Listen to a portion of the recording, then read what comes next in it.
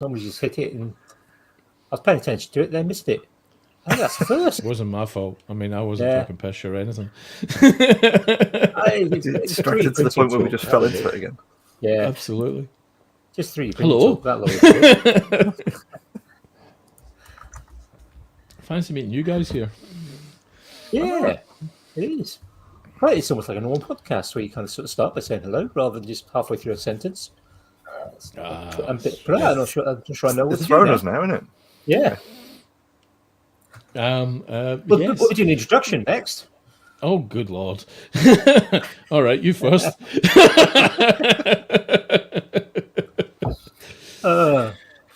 I don't even know how to do it because we never do it. We never do. All right. We'll just have a crack at this kind of thing. Well, Here tonight on Maker's Waffle, you have the one and only, the beautiful, the ever amazing young Mr. Jamie Reader. Would you look at that beard, people? Look at that beard. You know what I mean? Across the screen for him, you have the teacher with the mostest, the physics man of all time, the man who knows how to tinker with the mere fabric of reality, the one and only Mr. Andy Pugh. And the fat bloke at the bottom's Dale.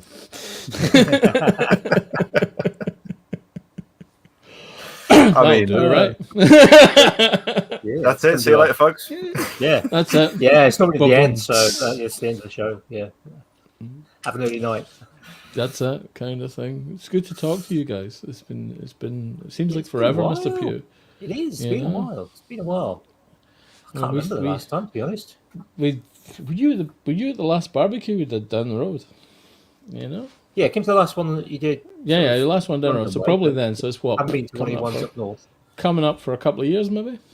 18 months? Yeah, it must be. Easily. Easily. You've got to come up for the one at the end of July next year then. I'll send you an invite. YouTube come up. Bill, we're doing a whole makers thing. That'd be good. I'll make sure I've got a special dip for you so we can put you in it so the midges don't get you. Yeah, just raw teat. Yeah. That's it. Okay, so this one dip, right? It's fine now, kind of thing. Who's the guy in the spacesuit? That's Mr. Pugh. Yeah, I was going to say last time I went to Scotland in the summer, but actually, the last time I went to Scotland in the summer was for the Commonwealth Games. Yeah. And we weren't anywhere near any midges, so that was fine. Good. Did brave going into Glasgow. That was all right, though. I mean... Because we mostly stayed in Edinburgh. Yeah. Out here in the field, I mean, we're really rural, right? I mean, so it's like... It's kind of... You know, my nearest neighbour is like 800 metres away. You know, I mean, which is such a change from Surrey, where you can reach out and go, "Hi, give me 5 out the window." On the couch. You know, what I mean, that's that kind of thing. You know, but we suffer a little bit from them. But we've my lovely wife has things up to capture the insects and kill them, which seems to be quite spectacular. We're kind of making it a program to slowly expand the safe zones. You fell in the pond. So force field around the kind of. I mean, not quite. But I mean, if I thought I could, I would. Right? I mean, you're the man to talk to about that. So how can we pull that? Sonics, I think we should do a sound.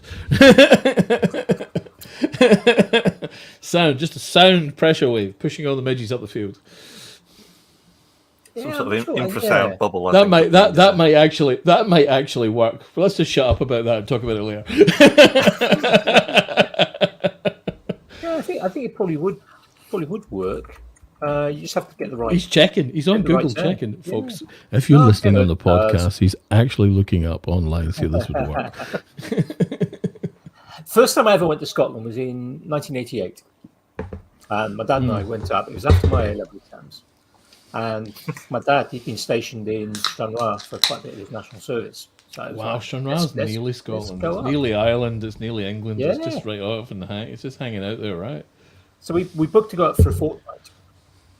The first week we had the midges were just blooming awful. It was the only time I was ever grateful for the fact that my dad smoked, because basically every evening we were camping.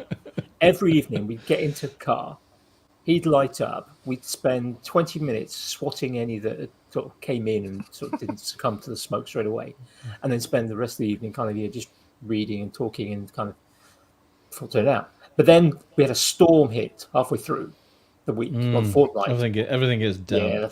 Yeah.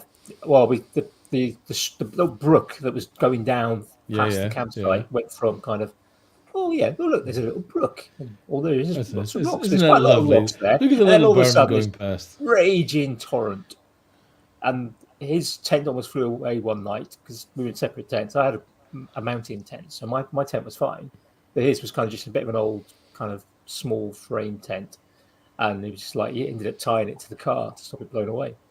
And we were like, we looked like we had chicken pox because we had so many midge bites. And We go home. And we were home. For the barbecue, we had 1, 2, 3, 4 people, I think, camping, maybe 5, out in the field. Of course, we had. I mean, it was pretty cool. We had the fire on really late, and folks could mill around and do what they liked. Which helped. We're going to fill in the pond though and build a pub on it. I mean, we're going to build a nice outdoor building, on it, kind of thing. Outdoor kitchen. I mean, it'll be a thing because we tried the. You talk about storms. We tried the. So down south, by the time you get to about kind of the time we'd had the barbecues down there before, about kind of late June-ish kind of time frame. It's getting properly warm and the sun's out and the weather's calming down and it's still and lovely. Up here, that's about a month later. So we had all these. So we'd had some pretty shitty weather and some gorgeous people had made the trip up, and I was beginning a bit worried. But all the marquees we'd put up, including the event tent that Wayne the Woodturner brought over, got damaged by the wind or destroyed. And by destroyed, I mean fragments of the coverings are all there, but all the poles and everything are trashed. So this year we'll build something out of wood. I think it was Donna Love Angel said something the following day where we're all recovering from a hangover. I mean, having breakfast. I mean, we weren't recovering from a hangover, just having breakfast. And she said her dad had built theirs out of timber, the outdoor kitchen and the bar and all that kind of stuff. And it was like, you know what, that's at the time it didn't sink in how much of a bloody good idea that was. So we'll do something like that. So we're going to build a outdoor kitchen. Definitely somewhere where we can do the barbecue and keep the beer fridge out of the way and the whiskey, obviously. Kind of thing. Be good. Sounds good. Yeah. Yes. So we'll send you both invites and you pop up, kind of thing. Cool. Really easy to get here. Get on a train in King's Cross. You kind of stop about 15 minutes from the house. Yeah, that's all right. It's all right. That's why we bought. That's why we bought it, kind of thing. It's a piece of pie to get. You got a nice sleeper bag, Caledonian. Kind of thing. I saw the Matt Gray this week put out a video of him going on the sleeper train. Yep. I've done it. It's great. Really quite fancy that. I quite fancy taking it kind of all the way up to right up to the Highlands. I mean, go all the way up to Oban or Inverness or somewhere like that with it. But Oban would be the one to do because you're up past Loch Lomond and the Trossachs and all that kind of stuff. And you get to Oban, there's an appropriate amount of whiskey involved. There's the sea safari where you can go out and see the depending time of year, the seals and the basking sharks and the dolphins, and the water's crystal clear, kind of thing. It's freezing like. It's absolutely freezing. Let's be under no illusion. But it's beautiful. Right, that's what the appropriate amount of whiskey's for. I mean, that's it. How do you? So, in case if you've got a choice, you can either get a wet, a dry suit kind of thing, or a couple of bottles of Talisker. I mean, that's kind of the way to do it, right? That'll certainly warm you up.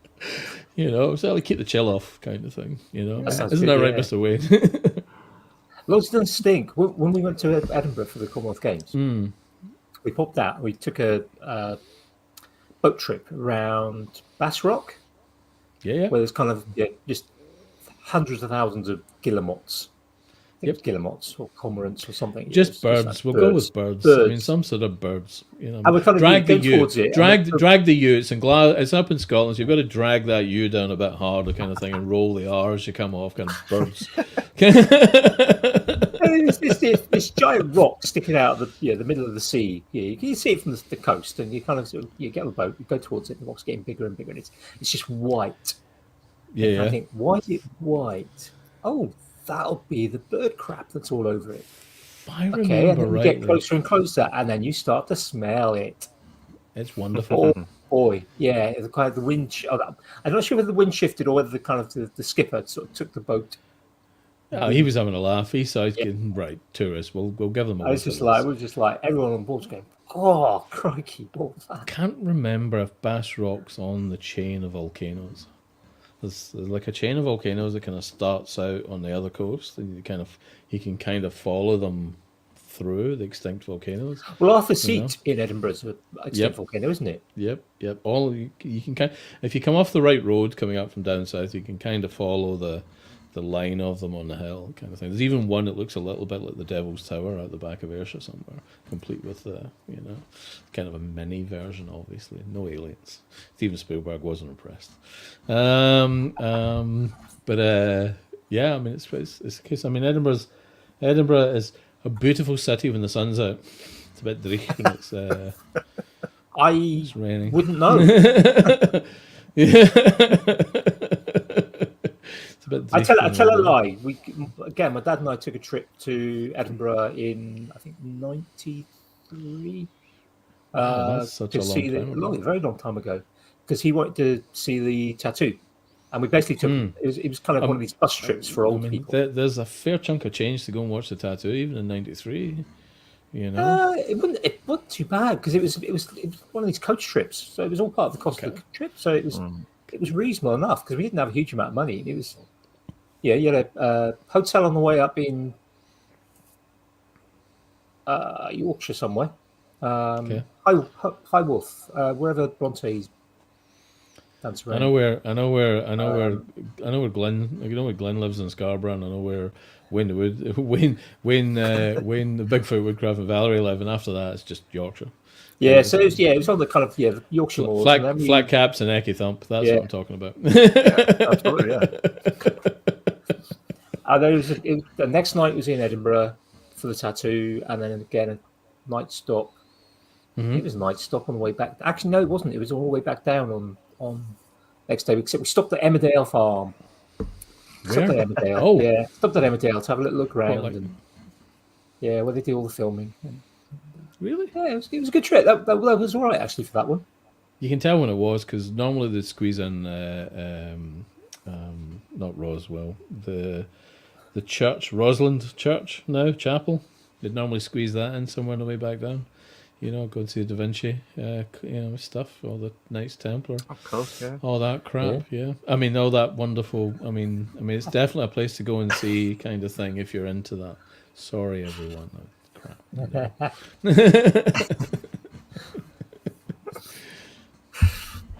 So it's a nice place. Edinburgh's lovely. Edinburgh's lovely. Doesn't work for a living. Glasgow works for a living, and Glasgow reflects the fact it works for a living. We're south of that, so we are kind of like, I want to say 70 miles from Carlisle. Okay. And there's kind of nothing. Headlands, hills. We've got a hill across the road that's 1,200 feet. I mean, literally across the road, which is 1,200 feet high. And it's 1,200 feet high. And we're in this glorious. We're 3 miles from New Lanark, UNESCO site. So we've got a little bit of, we've got, like I say, there's this wonderful, far enough away from Glasgow and Edinburgh to be rural, but close enough to be able to go and do what you need to do, get what you need to do. You kind of, so it's a rare beastie of a place. That's why it was just when it came up, it was like, grab it. We've been planning for a while to come back. In between one thing and another, that's the time. That one there, that's the chappie. Of course, you move from a London finished property to a 250-year-old cottage with a pellet boiler, and a lot of work to do. I mean, to the point that we spent more time. Actually, that's not true. I guess when we built the workshop, but we spent a lot of time demolishing and just getting stuff organised, and we're kind of got an extension build planned for next year, as long as the price of lumber doesn't get any more expensive. And we took out the pellet boiler, and we got into IR heating, and self-sufficiency in a massive way, kind of Okay. thing. So this Nice. room's got Solar? our panels in the ceiling. The plan is to do solar with our own borehole. So right now, Ooh. right now the pipe that runs our house, there's a private pipe we own, which runs 736 meters that way under two farmers' fields to get to the nearest water. And we quite like the idea of being able to use the borehole to just, just do our own and put something like 16 or 24 kilowatts worth of solar on the roof of the Nice. workshop, kind of thing. But the real game in town here is the battery backup. The solar's nice. It's Scotland, for Christ's sake. Yeah. It's so the battery backup and harvest at night and consume during the day. Off the grid is probably the initial outing into this. I don't want to kind of spoil anything, but harvesting solar at night is tricky. So it's harvesting the grid at night. So, you get it like 7p or 8p per kilowatt in the evening, and you fill up the batteries and then you burn them. You run them down during the day. But with the IR heating all being electric, you've got a different problem. You've got the biggest, a room is, depending on the size of the room, it's somewhere between 400 watts and 1.6 kilowatts to heat the room. They're all balanced and managed and heat the room very differently. It's all fabby, doing great, but it means you've got a fair lick of juice in the dead of winter at the point of the year where you generate the least amount of solar. Mm-hmm. Yeah. It's all about that insulation and keeping the temperatures stable rather than 100%. big swings.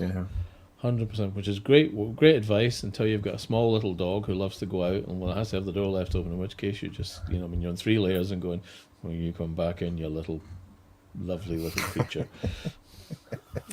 But yeah, so we're doing about that. So planting, okay, so she's been going nuts. I think this year we've had a few crops. I use the word crops, isn't it? That sounds really big and dramatic. We had a few things of, vegetables. We've also discovered that what likes to eat them and where not to plant them, because we've got deer and rabbits and hares and mice and the odd grumpy badger and all that kind of stuff that pass through or hide, kip out on the property. So there's a lot of things they quite like. So where we're growing them is kind of shifted from, we're going to plant them over there, and it's like, actually no, it'd be better to put them over there, inside the fence kind of thing, where they're unlikely to want to have a crack at coming to get to. So you just learn all that stuff, and all of that's great, and that's what's kept us busy for a chunk of the time. No matter how much you want to go on with make, you're kind of working. And if anyone's ever moved any kind of distance, It's one of the most stressful things you can do in your life, I think, isn't it? Yeah. What I discovered was like the lack of the workshop to go and hide in was terrible. Forced to interact with the family. It's like, there's only me, the wife, and the dog kind of thing, and like everybody else. But all of a sudden, the combination of working remotely, which means you're working at home. Yeah. You're working remotely and you're working at home. You're not really going into the office to interact with other people. You're kind of the circle of folks you're interacting with. I was really lucky. Andy Heel decided to move up to Scotland at the same time, so I made sure that me and him were in lockstep, and made sure he was kept busy, getting paid a wage while he was helping us sort this out. And without him, we'd have failed. This would have been a disaster. But you've got a lack of the workshop was a real stress point mentally. I think, you don't get a chance to just go away and switch off. You've got to kind of take it. You've got to kind of, every day is full on. You're either working or you're doing something else. Working or doing something else. So, it's good in that respect. So getting this place, quote unquote, finished, I felt I must confess, there's the odd day. This is with love. There's the odd day where I've been carefully arranging another group of tools or arranging another thing, and I've thought, I should do this live kind of thing. Tales from Maple Tree Studios, channeling a bit of Tales from the Tinker. Just when something gets reorganized into this, but I was thinking, you know what I mean, because and making has become something that's kind of getting difficult to get. I use the time to restart, but I'm still working pretty heavy, so you're kind of coming in and you're getting a bit going, you're getting a bit doing. You're beginning to put things in places. I don't know. I mean, you guys have busy lives too. If your workshop isn't organised or your space isn't organised, and you've only got a little bit of time, that lack of organisation. If it's not organised, you can't do it. Yeah, you just can't do it, kind of thing. I mean, and you get I get personally super frustrated when I'm spending more time chasing my ass looking for, whatever it was where I thought I'd put it. So getting back to that idea of everything having a place and using kind of 5S principles, like if it doesn't have a place and you can't put it in a box, you probably don't need it. If you can't think of a place to put it, you probably don't need it, So that's been quite fun. I mean, that's been, we've got a bit of make going on. We've kind of switched the change of the channel and the making. Before it was kind of, who are we? Who are... Yeah, I mean, I don't know if you guys have had this, but kind of who are we as a channel kind of thing? What are we trying to do? And we kind of nailed it with one sentence finally, which was pop art and pop culture artifacts. That's what we do. Okay. That's what we do. Kind of thing we do. The pop art, I recognise from your previous work, Gives me artifacts. So you mean like, kind of like that? Do you mean like that, or are you going to like that. prop making? I mean, even that prop making and stuff like that. My brother is in media, so and there's a place not far away, but my brother's in media. 2 years ago, he asked me to make the sets for one of the shows he was doing, and I couldn't. I was too far away and all that kind of stuff. But there's a bit of work to be done there. Some clever stuff you can do. We've got the space. We've got the flat work capability. This pantomime this year, I said I'd decline to be able to help him, but a couple of shows he's got coming up next year, I'll help him. Seriously, but it was much more about making. How do you deal? If you're going into pantomime, you're going something like that. How do you deal with the reality of, you don't have a huge budget. You've got you've got enough money for some sheets of plywood and some paint. How do you make this work? A few sheets of plywood, so a lot of budget then. Well, it's with building this place. I'm quite friendly with a local builders merchant who's doing me a couple of good deals right now. But yeah, it's kind of like that. So that's kind of how we've settled it down a bit. And we're kind of going with that. Hence the production printer and a couple of other bits and pieces. Yeah, that's been wonderfully waffly. I like that. We've done well. It's what we do. I think you're right about the organisation of at the moment. Tinkerage is a mess, as sort of recent pictures have shown. It's I haven't been in there for months properly. It is a mess. You do a job in the house, and then you're in a rush to tidy up, so you just dump the bits on the side. That's my classic flaw, combined with being a hoarder and having too much stuff anyway in there, which is always kind of a bit of an issue. But it's being able to get into the men's shed locally again, and actually sort of, it's nice to have a bit more space. And I'm spending time organising the men's shed, or organising the sort of tools. That's the kind of project I've set myself. But it's just nice to be able to do that. And it's like, assuming I'm not having to kind of compete with somebody else for the bandsaw or the table saw, which happens and it slows things down. But then you get on with something else instead, and it's just nice to be able to kind of make. And there's no kind of pressure. I mean, I'm literally making the bits from scraps, which is a nice little challenge to kind of try and use as many of the scraps as possible, rather than. I used to do that all the time when I did scroll saw pitches. All the bits I'd cut out or all the bits I'd done, it's like, what can we do with this, and we can make some scrap art with it. Usually it's. I mean, I think Scott did some when he was up the other day. I mean, I'm not going to go into too much detail because we never pictured, but he managed to. There were some letters that were cut out using the laser that were excess kind of thing. And of course, he manages to do the 9-year-old thing and manages to construct a slightly rude sentence with it, kind of thing, as you do. You know, I mean, it just involved, but course. spelling's clearly an issue because the word big had been replaced with beg. And you could fill in the rest of the possibilities from there, you know. But it's, I mean, I just can't. Like I say, I can't. We've got a bunch of stuff in storage still to come out, which is mostly for in here. There's lots of kind of the yin and the yang kind of thing of your certainly my soul is the heavy tech and no tech. You know, it's like a case of, you know, I mean, it's a case of the machines behind me kind of thing. It's spectacularly easy to get them doing what I need them to do. But my oh Lord, stand there with a chisel and a hammer kind of thing. Well, now here's the journey. You know, let's chisel out a bit in the dorm to do a rebate for Hinge, you know, and not make it look terrible. You know, those sort of things. You can't totally plug it in.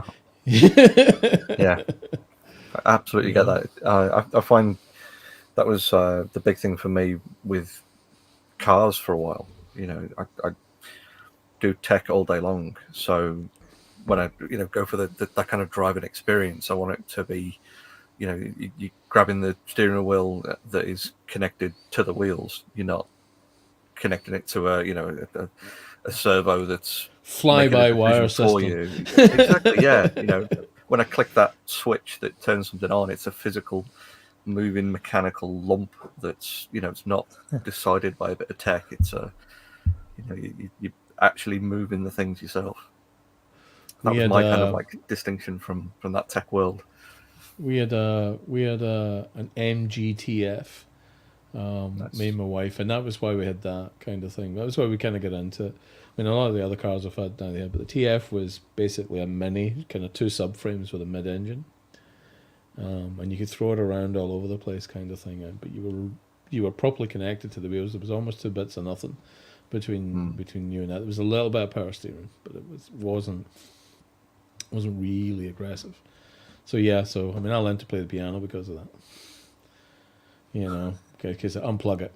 I don't want to be plugged in. Yeah. And I'm saying that's how I got into woodworking, because I don't want to be plugged in. But it creeps in. The fact that everything's easy. It's like the light. I mean, the sound and lighting rig we've got in next door and the cameras and all that. It's just, you know, it's a piece. I find it really easy. Do you know what I mean, to do? So you just do it, kind of thing. But then, you know, I mean, you can become consumed by the getting ready. I'm always minded, and there was one Tales from the Tinkerage where I was chatting to you from the chat, and you were in the Tinkerage. You'd set the camera up and you were all going, kind of thing. And I remember you said something then, which you may or may not remember, but it stuck with me, which was it's really easy to fill your day making this tidy, but I really need to start making. I think I'm about ready. And that's kind of loitered in the back of my head because for a whole bunch of reasons. But it's not so much to start making, it's more a case of, right, stop doing things for you and kind of change the target to start producing stuff. But before we were kind of exclusively scroll saw, just exclusive. But there's the producing things using CNC, the producing things using the laser, 3D printing stuff, using the scroll saw, changing the material palette from not just plywood to whatever makes sense. I mean, there's a whole bunch of tests I was doing tonight on cutting glass, old school cutting glass. I was just going to ask, what are you doing that on? Old school. Cutting glass, you know, to use as part of the palette, kind of thing, is the sort of things that we've been kind of doing on the side here. So there's a couple of videos in the can ish, a few more bits to film for them. Now I need to sit back down in front of the computers again and edit the bloody thing. And I can't stand editing, and I can't stand filming. When the rig down the road, at one stage I think it's 16 cameras, 17 cameras. which I could multi-chord them all at the same time. And the idea was you could just pick the bits that were really good. Never did it once. Not once did I ever do it. Kind of thing. Was really pleased with myself for making it work, but never used it. So that was the bit of making you'd done beforehand. Was that making that work? Yeah. I mean, that was maybe you should have filmed that as well. Classic making style. I hear you, right? You know what I mean? Because there's, there's a bunch of Raspberry Pis in there, a couple of Silex USB units, kind of thing, and a whole bunch of dumping it onto the IP network, kind of thing, and then backhauling it all into the house to a PC and a remote desktop where I was using the machine in the workshop, but the PC was safe in the house, and all that's all great and fantastic and dead easy to do, but. Did I film it? Did I not? And there would be a whole subset of other makers who would have really needed to see that. Loved that. Who would have loved that stuff? Great article for Hackspace magazine or something like that. But it's the kind of stuff that you'll get this. I mean, there's some things you just find. Some things people find really easy to do. Right, I mean, I was 10 years old. I was writing assembly language, right, on a Z80 processor. It's really easy, to just fall into that mindset of, just do it, kind of thing. This is all right. There's no complexity to this. But go out and try to do a freehand circle in a scroll saw. That took a bit of work. That took a bit. How do kind of thing? How do you get into that? Of course. And of course the production line idea comes up again. All right, I can't be bothered drawing this on a bit of wood. I can't be bothered tracing this. I can't be bothered. So what's the best way to do this? So you develop a process. It speeds it up, and the next thing you know, you're doing things in an hour with full spray painting and all this kind of stuff on a multi-camera rig and alive. In a workshop the size of a postage stamp, and that's great. But where do you go from there? What do you do next? Because, So have you got some big projects in mind now that you've got a bigger workshop? I don't know. Build a house, build a big extension in the house, build a bothy bar kind of thing. Get drunk a lot. I don't know. No, realistically, there's a plan to open one of the next craft fairs next year. The plan is to fill it with stock that fits the pop culture category from a number of mediums. Like I say, the one that I was messing with doing when I was down the road was stained glass, and the idea of doing Pac-Man and all of his ghosts and stained glass just amuses the shit out of me. It's just, it just amuses me no end, kind of thing. Doing a Pikachu kind of thing in glass or something like that is quite fun. Or doing something you can bond to the glass that carries the medium kind of into it too. It's quite fun. Because glass is one of those ones which you don't see that many people using that often. But if you can hang a piece of glass on some wire with a piece of pop art, in it, on it, or consuming it, you can change the space, completely change the space. That's like playing with light then, isn't it? 100%. Take the opportunity to write, because it'll cast a shadow and do what you like. And again, though, people find it's finding the accessibility factor. And you can be highbrow art. I mean, I used to do a whole bunch of stuff where I was leveraging kind of 1890s, early 1900s kind of, stuff when I was doing. And nobody ever liked them in terms of likes or views or anything like that. I loved them, but nobody was, do a picture of Wonder Woman kind of thing, 200 likes on Instagram, like that. Like that kind of thing. Do a picture from 1910 of a lady dipping a toe in the water kind of thing, from a Japanese artist kind of thing that was done as a woodcut. Nobody gives a shit. Fickle creatures. So why not just embrace the reality that what people want to see is as a 8-bit 80s and 90s stuff that we all grew up with. Yeah. We want that. That's the case of, there's very few people who don't, kind of thing, and the stuff that people seem to love is, I'm looking at all the Pac-Man and Pikachu and all that crap above my head right now and thinking, folks love that stuff, so that's what we're doing. Hence the 3D printing the artifacts and getting the surfacing right and worrying about how to do the infill with fillers and SPLA the right material. Do we want it made out of something more rubbery so you can have a flexible willy, all that kind of stuff. All right, I can take that one off now. I've got that one in. I suppose it depends. Yeah, the flexibility depends on how people want to play with it. I suppose. Yeah. And I like this. Go on. More. The 80s represented quite a cultural shift, I think, in things like film, TV, music.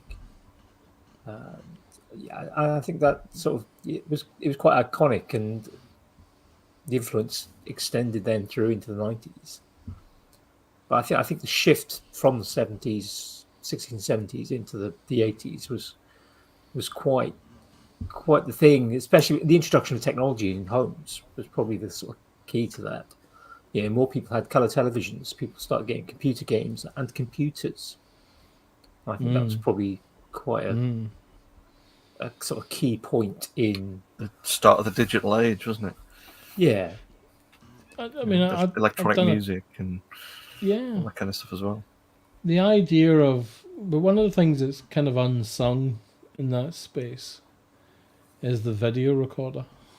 The video recorder, VHS or Betamax. Choose your format. If you're a real nutter, VS3 2000. Just anyway. Or that strange thing you got in schools that was one tape that seemed to have one spool in them. Anyway, that kind of changes it, because then you can go back and watch the shows again and again and again and again and again. The huge VHS collections of Star Trek. Being and all those kind of stuff. The rerun in Star Trek on Sky, quick, nip down and get your re-record, don't fade away Scotch tapes, and run with it, kind of thing, But that buy to keep, that idea of being able to own it, I think really is what emerges in the 80s and early 90s, more so than at any point in the past. You could always get a Disney thing, you could always get your Matchbox card, but it really shows up in that space sort of thing. The idea of being able to own the memorabilia more openly and more available, I think, begins in the there was always in the 70s, we got Star Wars and Space 1999. Yeah, and the toys that came out of that and the collectibles. Yeah, I think particularly, probably Star Wars particularly had that massive effect. There were other programs that had kind of, you could get toys. Thunderbirds, UFO, particularly sci-fi stuff, wasn't it? Yeah. Here's the thing. Everyone's eagle. There was only one guy in school who had the eagle, the proper eagle that was white, and had the white bit where the people went in it. Everybody else had the freight one that was green for some inexplicable reason, and the engines would fall off. Sorry, just detour. But anyway, Dinky, we've got your number. There's always one entitled rich kid at school, isn't there? That's it. Where did you get the white one? I'm not telling you. My dad got me. Bugger. Everyone else got the freighter with a little magnet thing that scrolled, and you always lost the containers, and then the engines fell off.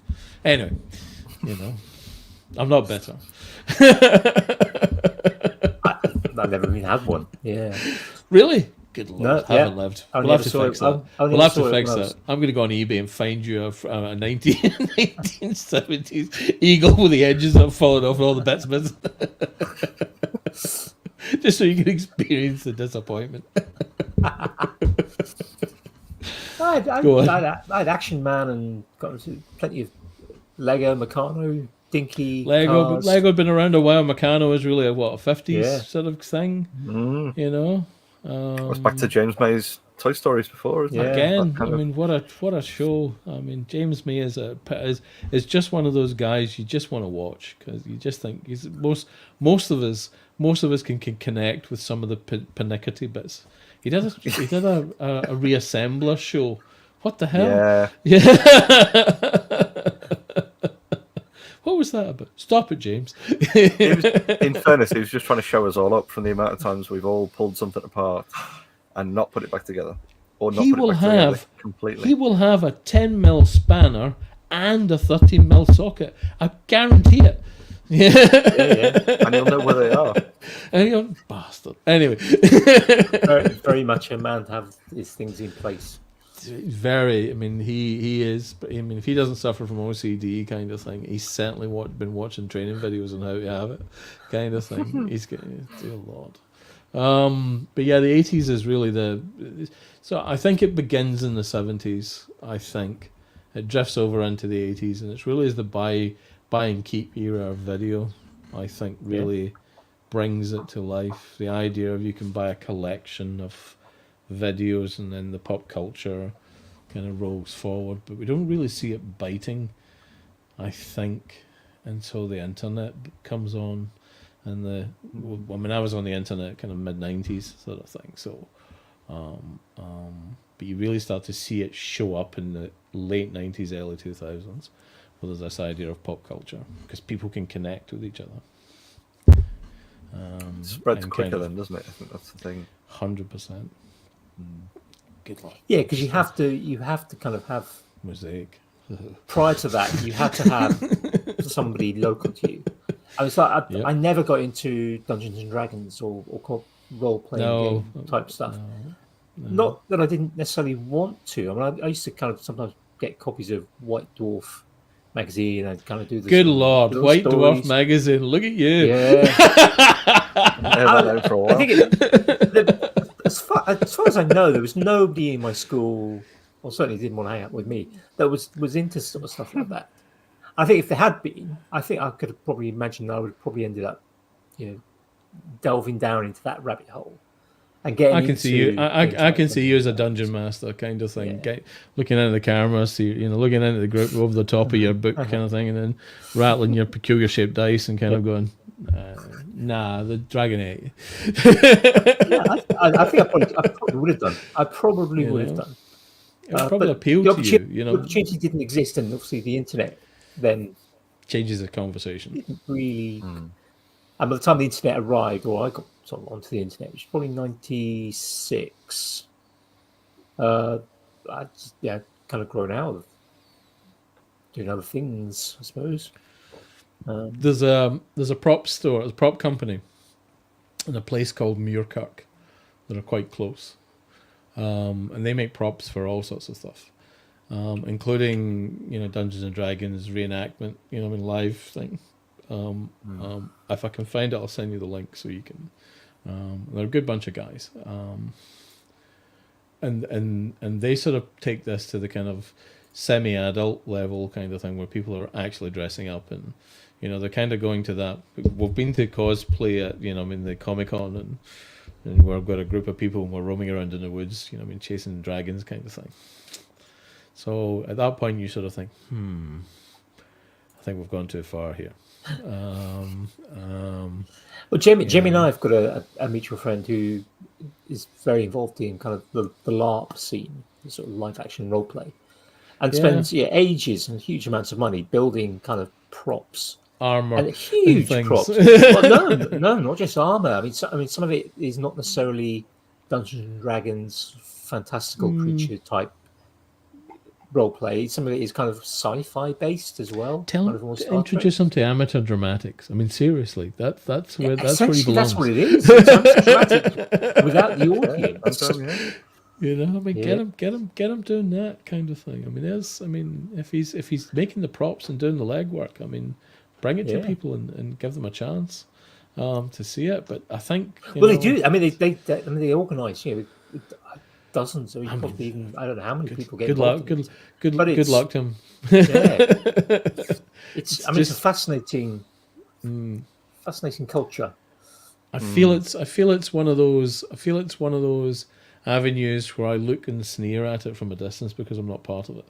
And quite sort of, what I mean, and not in an evil way, just in one of those, what I mean. But then again, I mean, hey, I'm sitting right next to an FPGA Spectrum over here. I mean, who can I can't talk, right? I mean, got an original Cheetah joystick from 1981 that still works. And I'll look at it longingly and go, if only I could play games with you, kind of thing. Maybe not 81, I think it was like 83, but anyway. But no, it's good to see that the Spectrum, it wasn't 81. Yeah, I was just when I started into that one, that can't be true. It must be 83. You know what I mean? Although I had my 16K Spectrum in 82. Anyway,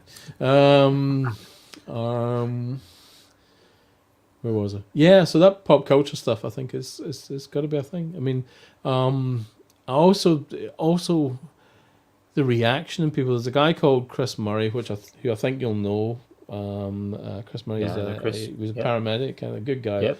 Problem with his neck. I mean, he loves all the pop culture stuff. I mean, every time he came around my house, he always stole some of the pictures. I mean, okay, I gave him them, but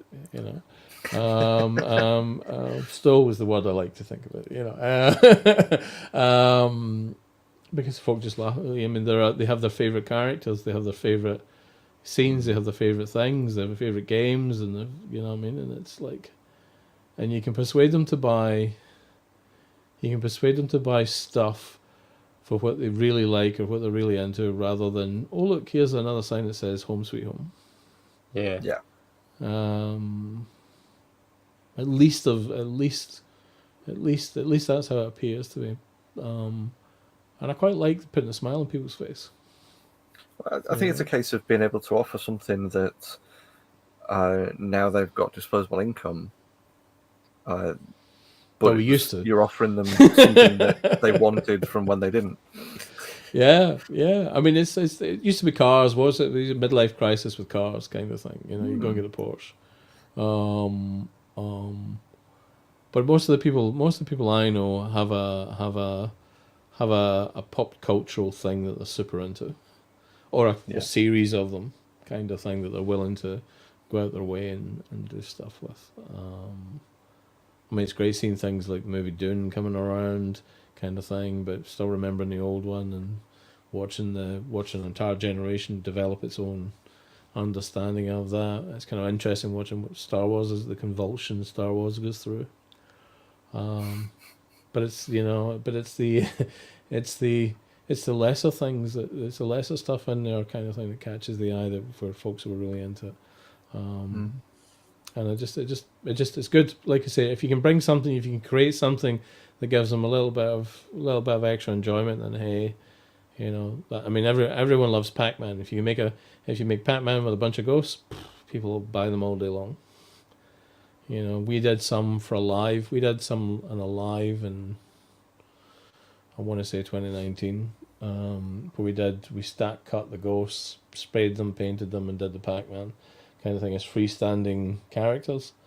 And we had a string of people wanting to buy them. And you just kind of know that, and what they wanted to do is just put them up on top of things or put them in offices. And folks love it. So hey, that's where all the makings headed, kind of thing, with some restoration stuff chucked in for furniture for good measure, because I quite like that. Well, that's a little bit of a twist, yeah. So you got kind of bought a sandblaster. Have I told you I've bought a sandblaster? No. I bought a whole. I mean, it's a big, stupidly big sandblaster with filters and compressors, and I only got it going yesterday, kind of thing, and realized, this is the machine in my workshop that will demand demand ear protection. Yeah. I mean, it's just ridiculously noisy. I mean, the router's pretty mad, but this thing's off the chart. Because I want to restore stuff.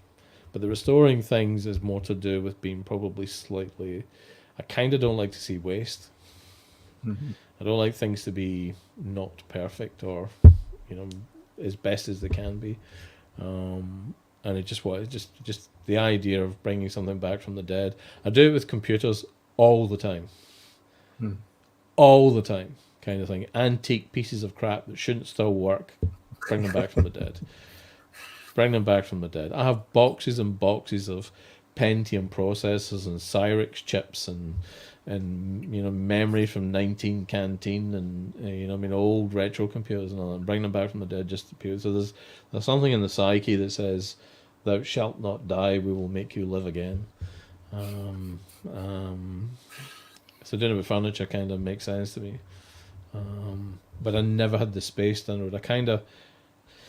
I think most people don't get this. You've kind of got 3 or 4 strings to your bow when you want to do stuff. You kind of want to do flat work, or you kind of want to do wood turning, or you kind of want to do scroll saw, or you kind of want to do electronics, or you kind of want to do.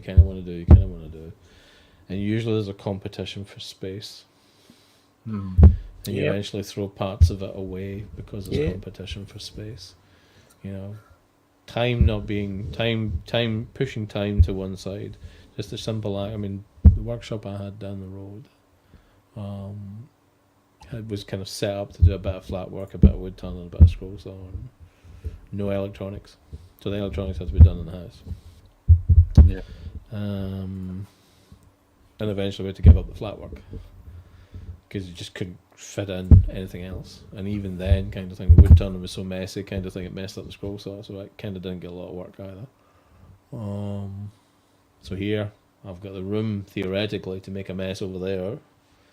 Not mess up this, and this clean room's, the oscilloscope arrives out of storage next week, kind of thing, and good lord. A box of old Arduinos is coming out, and a bunch of ESPs, and we're off and running, woohoo! All that stuff. So we're going to see some electronics videos from you? Don't think so. That would involve filming, right?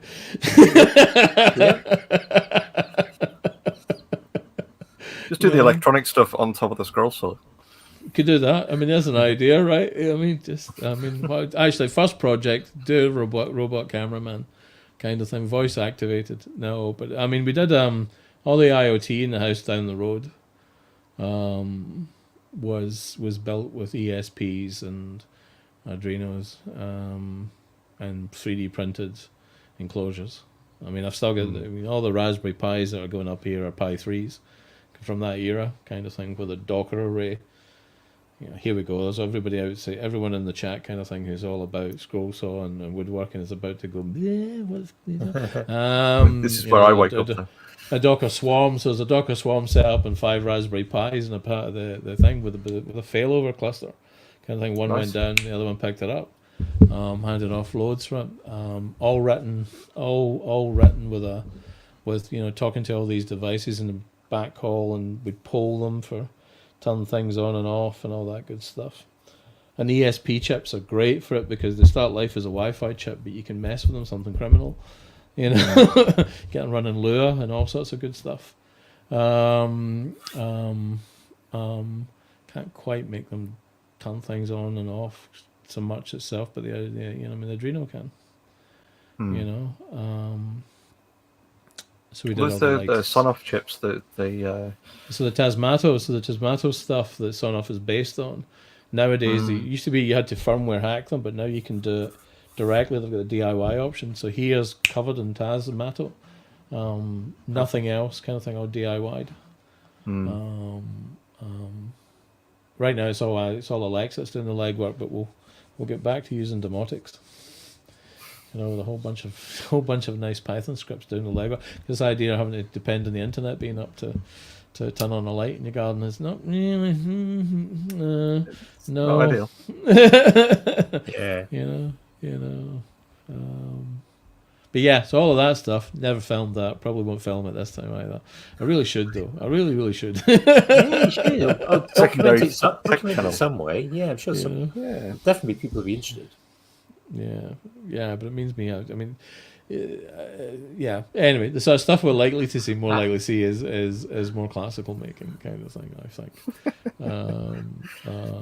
than me, swearing it kind of thing. That why isn't this piece of code working? Sitting and looking I at missed a it. semicolon. I mean, it's Python, right? I mean, you're just gonna go. I hate you. I hate you. I really shouldn't, but I hate you. I hate you. It's even worse. And when you'd you get do all it. the comments would be moaning that you haven't, That's it. You get Jamie Reader and a number of other individuals going. You see what you did wrong there, right? What you should have done was. I'm 3 minutes into the video, but I can already see where you went wrong. I mean, you get people you do live coding. I mean, there's a spectator sport, right? No, so probably. Oh, not. can you imagine the trolling on that? Yeah. Oh my lord! Have you seen the Electro Booms channel? I mean, he is. I mean, I forget the guy's name, but he's got this down. He can do electronics and electrics videos perfectly. He is sufficiently knowledgeable to be able to hold the conversation properly and mental enough to keep you entertained. Every video successfully manages to blow himself up in some fashion. Even when he came to the UK and he blew up wasn't it? He wrecked the electrics in a hotel while he was trying to work out how the UK plugs did for hilarious. I mean, it's hilarious. It's beautifully staged, but it's beautifully staged, but nonetheless, kind of thing. First time you watch him, you think, "Are you an idiot?" Actually, you realise, no, you're not. This is really well done. There's an amazing channel that's kind of it comes and goes, and it's called photonic induction. Really, the guy is by trade he's a washing machine repairman, right? But he's just got this fascination with like big old school industrial electric stuff. Did he marry a lady and he had to work hard to bring her into the country? Correct. I know the guy. He's mad too. He really is. He built himself a massive 3-phase area. That he had in his living room to be able to put like 1,000 amps through stuff, and it was all like electronically, all with contactors and electronically controlled. And then he'd like lift the lid on it to show you all of the control circuitry in it, and it was all old school stuff, but with like a tech twist on it. And he'd just get things like he got a chop saw. And just decided to plug it into this box and just ran it till it popped. What will it take to blow up? Yeah, and it was like putting like 400 volts through it, and just watching it like sparks flying out the motor and everything. He did something in his attic once, where he set fire to his attic, but more or less the carpet in his attic when he was doing it. Every time. What a lunatic! Fun to watch. Kind of thing. You think you're mad, and then you realise you are actually mad. You've seen Colin Firth and thought that's how it goes, right? It's that kind of element of, this thing does that if it goes bang, and rather than most people kind of go, right, won't do that again. They're of the kind of the mindset of, wonder if I put more in it, get a bigger bang. Yep. Huey's just said is that he blew a 1,000 amp fuse just for giggles. Yeah, just to see what it would do. You can get behind that, right? There's a teenage version of yourself sitting looking at it, going, yeah. If I had the money, I'd have done that. And what happens if you throw it in a fire? No. But it's the classic Brit version of like the American, kind of launching anvils or the pumpkin chunking or stuff like that. It's like the British equivalent is your photonic induction and Colin Firth just doing the absolute lunacy. Acacia Avenue, everybody kind of thing. Net curtains, nobody really looked at anything. That guy over there is blown up 1,000 amp fuse. That guy over there has dug a fucking bunker. That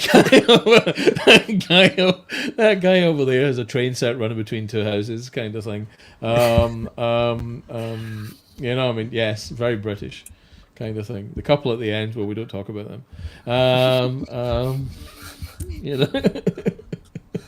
That sort of stuff, yeah, very British kind of thing. Yeah. But I think it's. I mean, when I watch all that the electronic stuff, it's just like it's fun to watch. There's a guy you've seen Big Clive.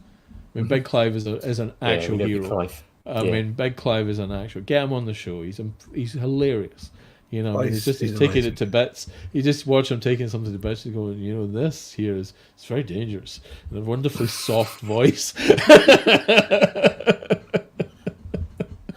You just think, oh, I can watch Clive all day, kind of thing. You know, you know what I mean? I've done that as well. Yes. So I first stumbled across him. I thought, you know, I quite like this. What's he doing with the soda? He's carbonating whiskey. You know, I mean, I like this man already. Now we'll watch the rest of this, and then you discover the richness of his channel, kind of thing. You think this is great. Anything Big Clive puts out gets a watch, for sure. But he's kind of that typical kind of electronics guy, I think. Genuinely understand. Whereas me, I'm just, you know, I mean, try it, doesn't work, try again, doesn't work, try again, doesn't work. All right, we'll go and read something now. All right, now I understand. Try not to let them make it.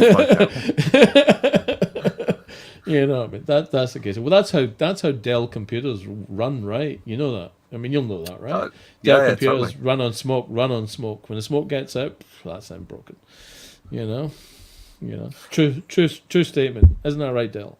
Yeah,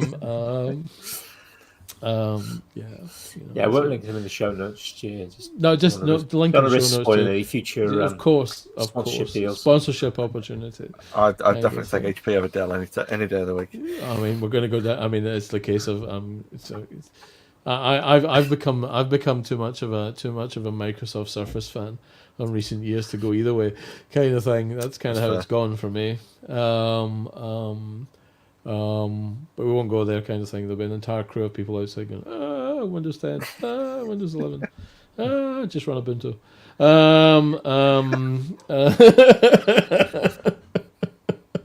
You know, kind of thing. Can you say quietly to the microphone? You just go, CentOS.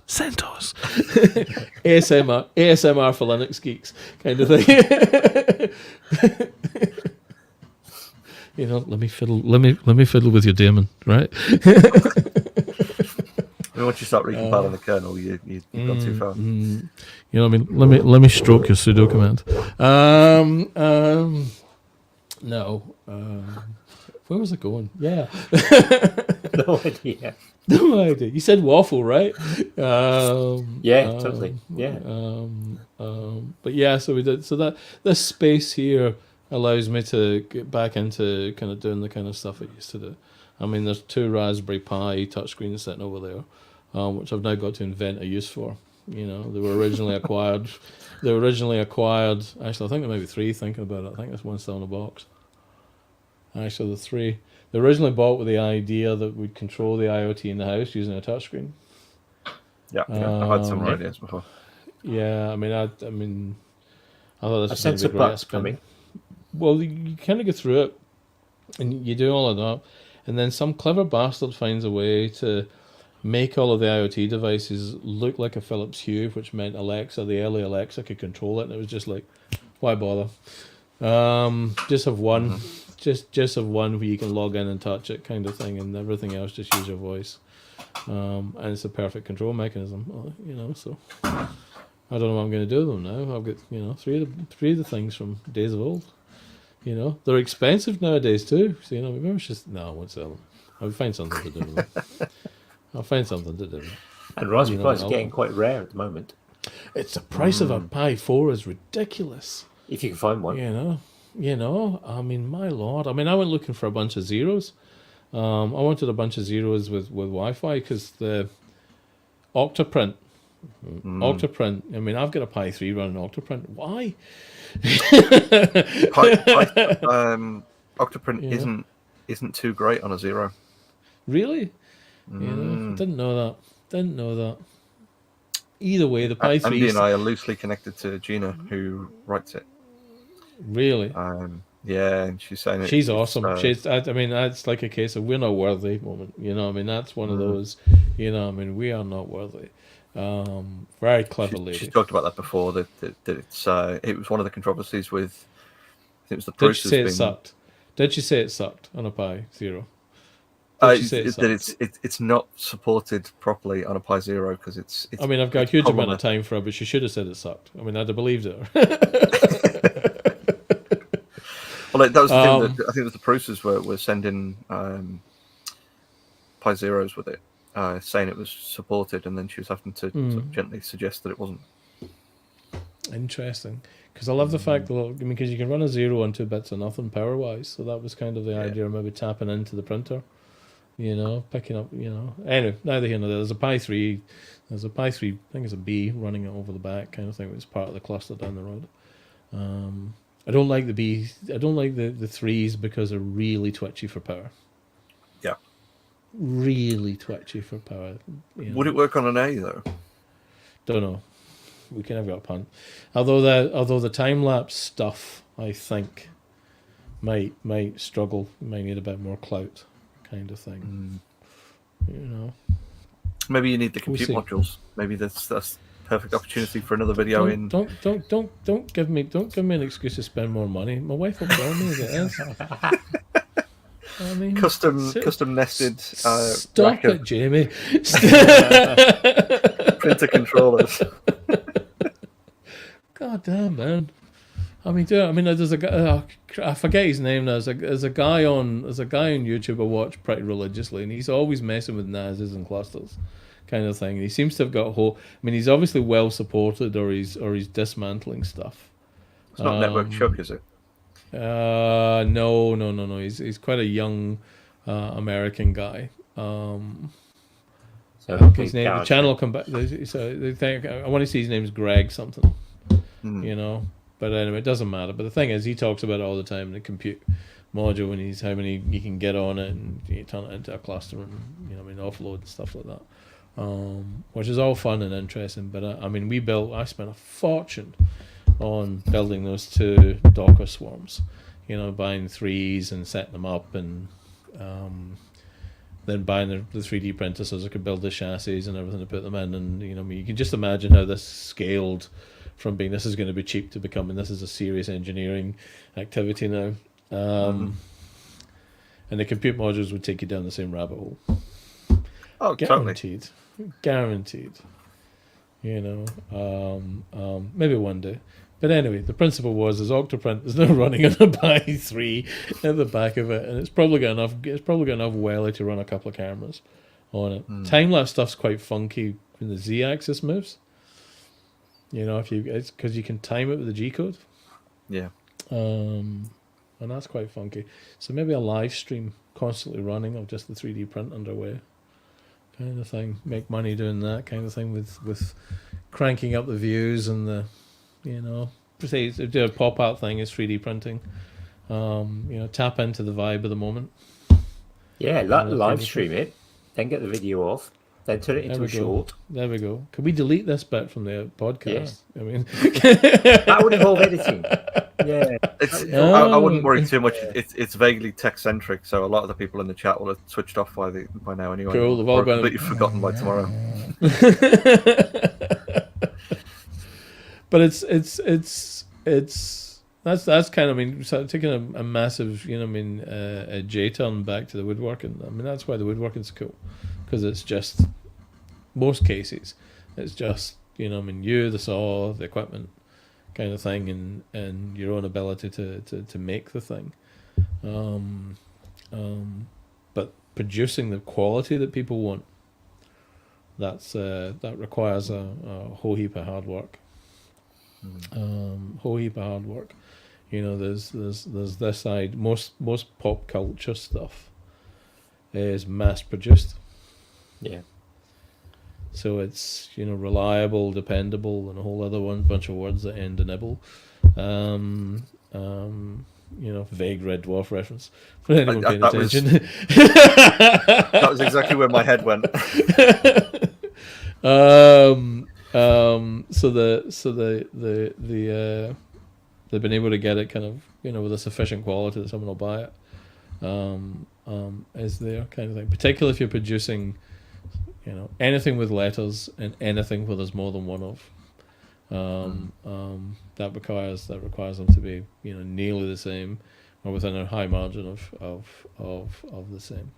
There's a guy in the Midlands does a whole bunch of hand modelled, and then he sends them for injection molding characters from things like the young ones and all this stuff. He does a character like an action figure, sends them off, get them injection molded, they come into stock, and they sell like hotcakes. Why? Because everyone remembers. Who would you go for in that sense? If you can only have one, one of the young ones. Ooh. Dear Lord, what a conundrum. I mean, let's be clear here, right? We could probably take, we could probably break it down to one of three, because although the actor is really good, kind of thing, we know who we're talking about, Mike, right? I mean, you wouldn't. I mean, if you were going for the set, yes, but you wouldn't, right? Yeah. So it's got to be between Vivian and Neil. Rick and Neil, right? Yeah. Oh. Yeah, I kind of went towards Neil.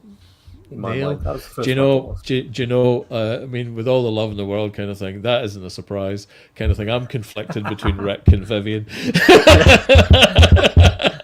Very conflicted, kind of thing. Kind of thing. If SPG was in the mix, kind of thing, it'd be SPG, right?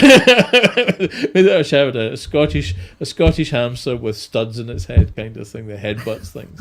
SPG would win hands down, kind of thing. So that's kind of like a coward's answer. I guess, kind of thing. But it would be nip and tuck. It would either be the People's Poet kind of thing or Dr. Vivian. I'm not sure. I'm not sure. Tough one, because I love the act. I love both the actors tremendously, kind of thing. As a massive Bottom fan, kind of thing. I don't know. If I came down to a crunch and you were holding a gun to my head, I might go with Rick. Yeah, I think that's fair. I mean, obviously, the loss of Rick Mayall, I think, was a detriment to society in general. 100%. So. A gentleman of unique comedy, kind of thing, and unique outlook in life. But yeah, I'd probably go with him, because it's a case of it's the sketch where he goes, okay, I am a virgin, not for long, matey.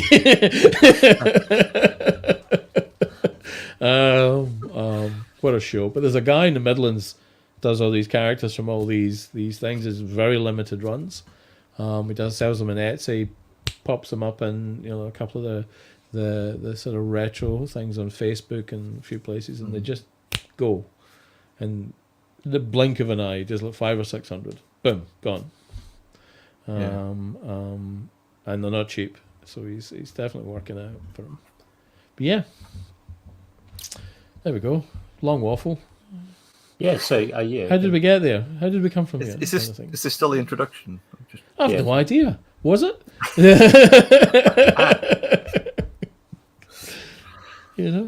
Okay. Hello. Welcome to.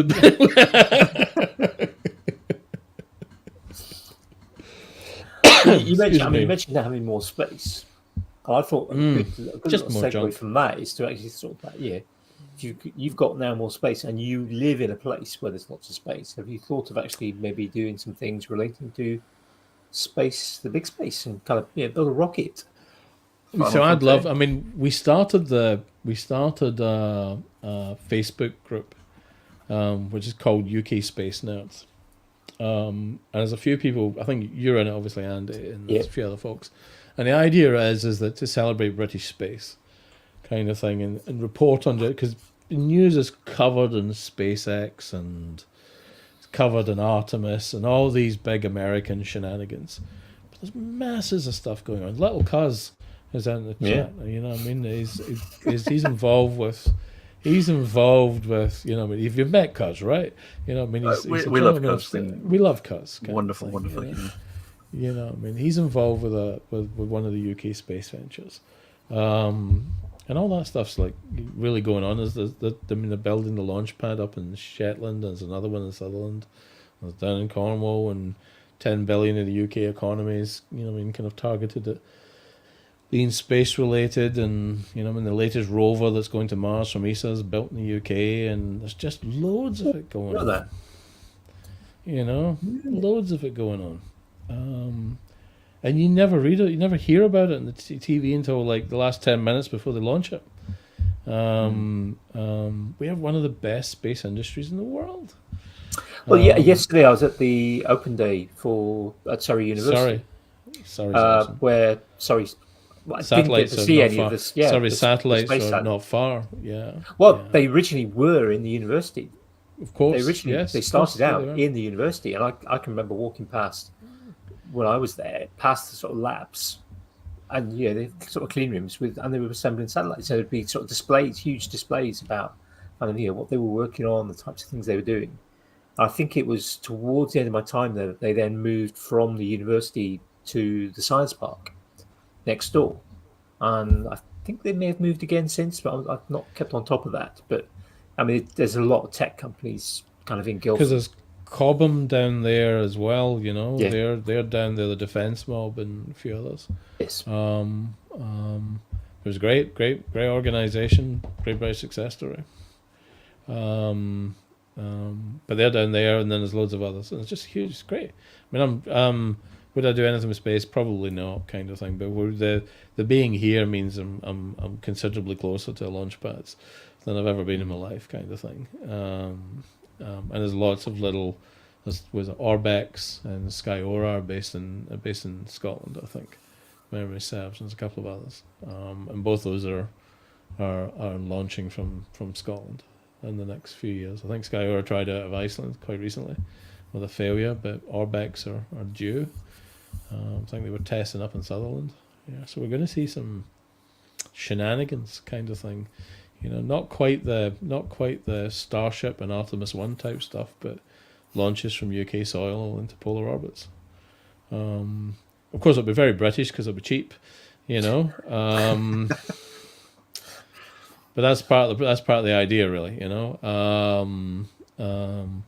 We don't know, you know, a lot of that going on. So we started that group, and there's a couple of YouTubers that are doing the rounds. A guy called the Angry Astronaut kind of thing. He's very British space centric, or friendly to British space. So yeah, there's a lot of stuff there, kind of thing. So we won't be doing anything specific on that, I think, here, other than, you know, I mean, enjoying the fact that there's, you know, not a lot of stuff. It's very dark in the winter. Got a lovely, you know, view of the sky. You can watch the Starlink satellites going overhead.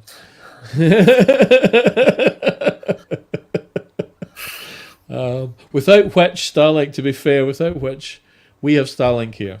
We bought, and one of the reasons I made this move possible is I'd worked on for a fiber telecoms company, and we'd got one. You kind of watching, you know, I mean, the certification going ahead, and he was going to get it, and the satellites were going up. So we took the gamble. We'd move. We'd get 4G ish, and we do. We get ish 4G. There's no fiber out here. You know, I mean, I get 1 megabit if I use a BT phone line. So we couldn't be here. You know, I mean, it really, honestly, it's like, you know, I mean, bring back ADSL, all is forgiven. Bring back ISDN, all is forgiven. Let's have a DAS 2 circuit, please, and bond them. We got wind of this was happening, kind of thing. So, like, you know, we moved up. Dish turned up in late August, early October, early September. Bit sketchy at the start.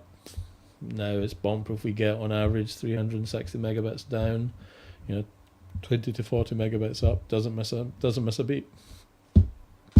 Nice. The chat we're having now could not happen without it. I could not do my job without Mr. Musk and his Starlink. You know, when the fiber turns up, finally, you know what I mean, sometime in the 2070s, they've replaced the pole recently. There's a pole at the edge of the property, which you couldn't climb. So they've replaced that. They've replaced a couple of the other ones. So it's definitely coming. And then we'll make a choice as to whether or not Starlink stays or whether we go with fiber. But I'm sort of suggesting that we'll keep. Right now we're Starlink with 4G backup. We'll probably go fiber with Starlink backup or Starlink with fiber backup, whichever makes more sense. And the 4G will eventually go. But without it, it's the best thing in the world. It's on a pole. Yeah. Sticks up out of the ground kind of thing. If you're on my Instagram, check out my Instagram. There's some pictures of the ground station on it. And it's great. It's absolutely great. Can't miss it. Sky Aurora says Kaz is planning for next year. Next year's not far. Let's hope so. I'm going to say you told us, Kaz. Is that going to get you into trouble? Yeah, we'll edit it. So yeah, Kaz says it's definitely happening. Yeah, definitely happening next year, says Kaz.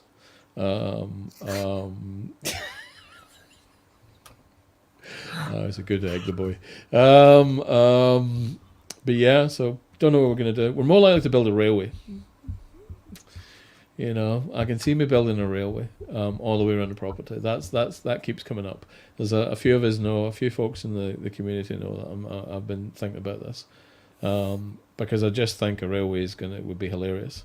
Of course, I'll start out planning to build a railway where I'm planning to sit on it and it'll go around the property and I'll get myself a wee hat and all this kind of stuff. But I know as sure as I'm sitting here, it'll become electric and it'll be semi-autonomous. Kind of thing. You might have a monorail going overhead in the opposite direction. So I don't know, but you're beginning to delve into the way my psyche works a little bit there. But the thing, I was just wondering, there's monorail rather than dual. No, monorails are an arsehole of a thing to balance, kind of thing. But a good old couple of bits of steel. It was good enough for Mr. Stevenson. It's good enough for me.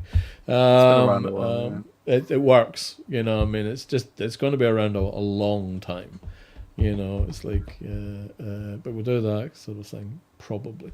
But the thing that's interesting about building a railway isn't the rails and the track. It isn't the rails and the carriages and driving it and all that kind of thing. It's the civil engineering involved. Yeah. And laying the track. That's building a bridge. I don't think you'll be able to get away with using navies anymore.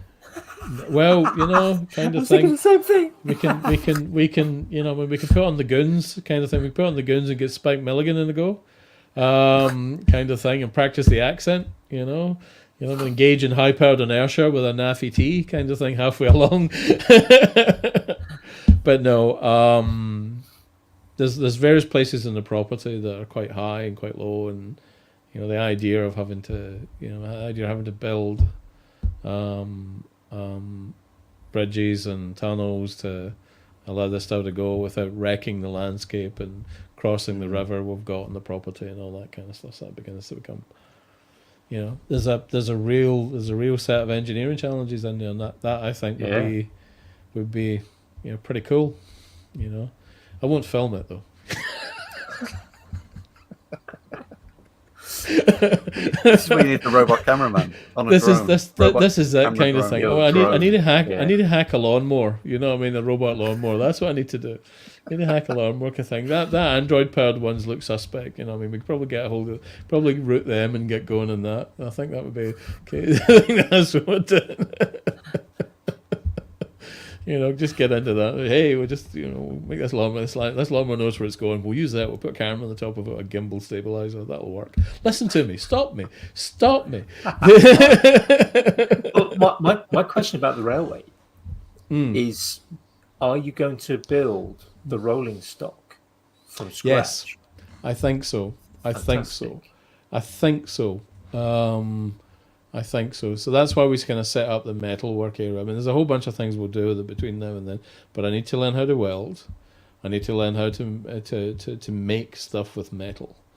Haven't done. It's a MIG kind of thing, gasless MIG. I've got a Ruhr thing.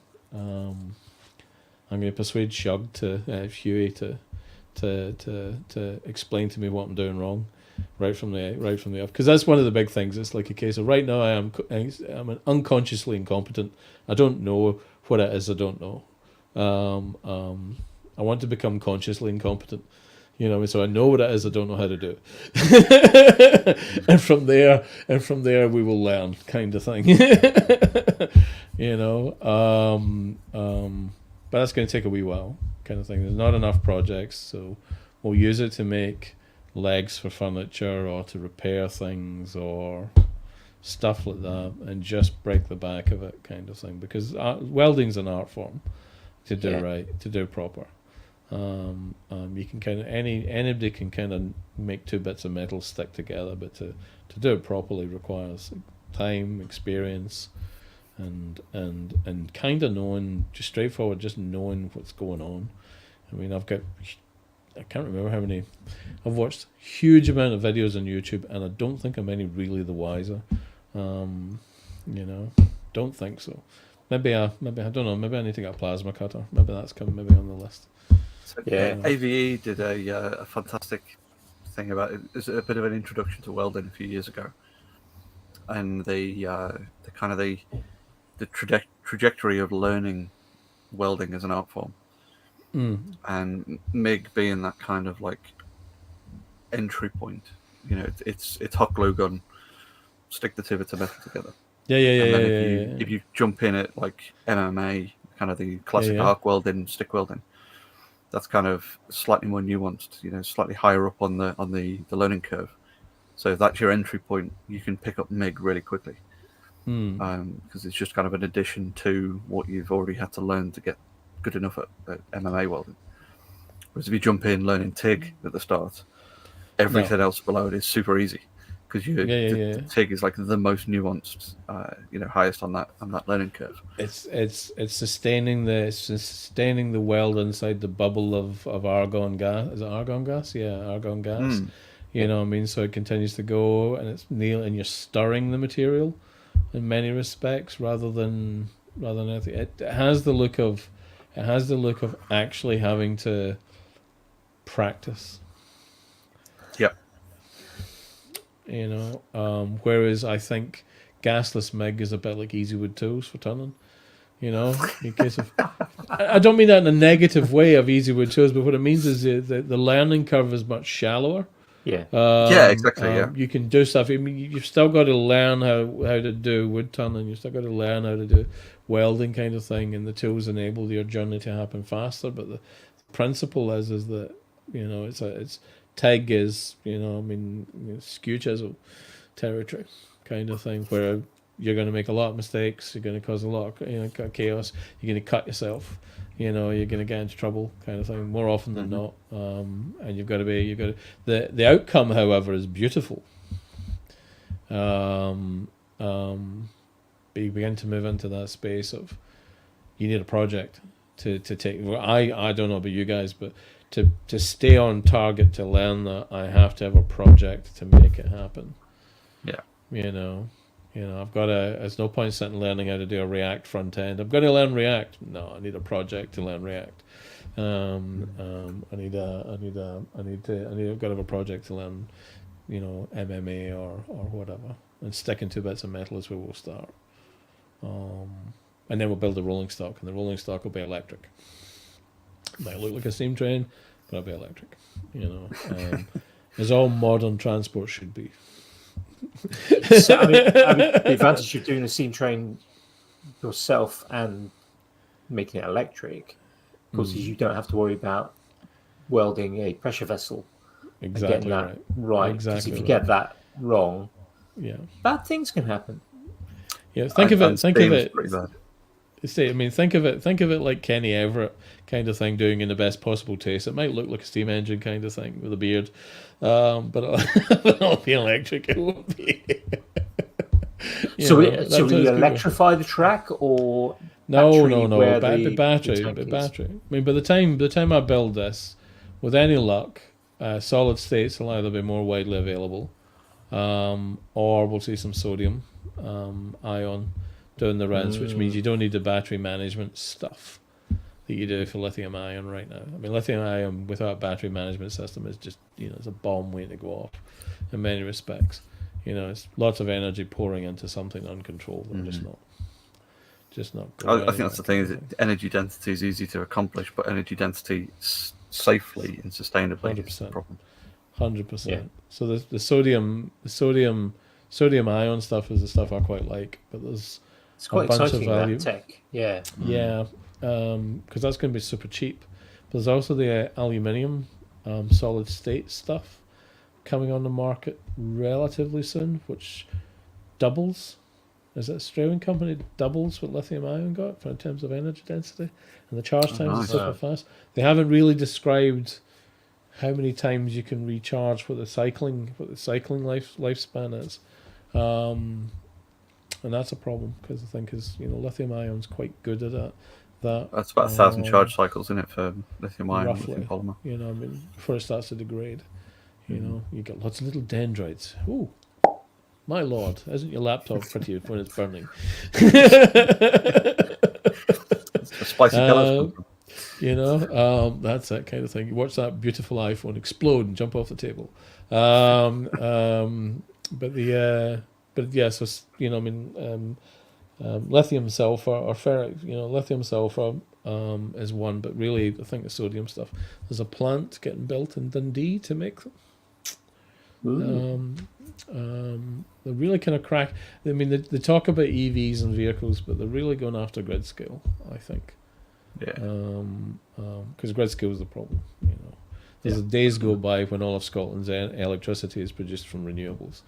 Not all the time, but when it's blowing a gale kind of thing, there's nowhere to store it. So when it stops, kind of thing, gas and nuclear, please. So doing that across the UK, with all the, I think it was a big Tesla battery started up somewhere in England quite recently. Yes. I think I posted something on it. Yeah. I want to say northeast somewhere. Yeah, I want to say northeast too. And it was great because that's what it's all about. I like to have, I think the next company I work for, I'd like to have something to do with renewables if I can pull it off. And I don't mean a binman. I think that'd be nice. But yeah, the trains would be electric. They'd be the lowest cost, highest energy density that I could get my hands on. Ideally without a battery management system, or a much simplified battery management system. And use that. You get an awful lot of torque out of an electric motor. Yeah. Oh yeah. So build that, and then hook it up to a Raspberry Pi 9 or whatever, and and have it use portable Starlink to exploit Azure's AI cloud kind of thing to navigate its way around the track. I mean, in fairness, by the time the Raspberry Pi 9's out, the 4s might be back in stock. But hey, and just take Raspberry Pi off the potential sponsor list. Good lord. It's crazy. I miss being able to buy cheap Raspberry Pis. I really do. It's because I went online looking for them. I've been looking at everything else. Not Beagleboards. What about the orange pies? So I was going to say banana pie and orange pies were the ones I was looking at.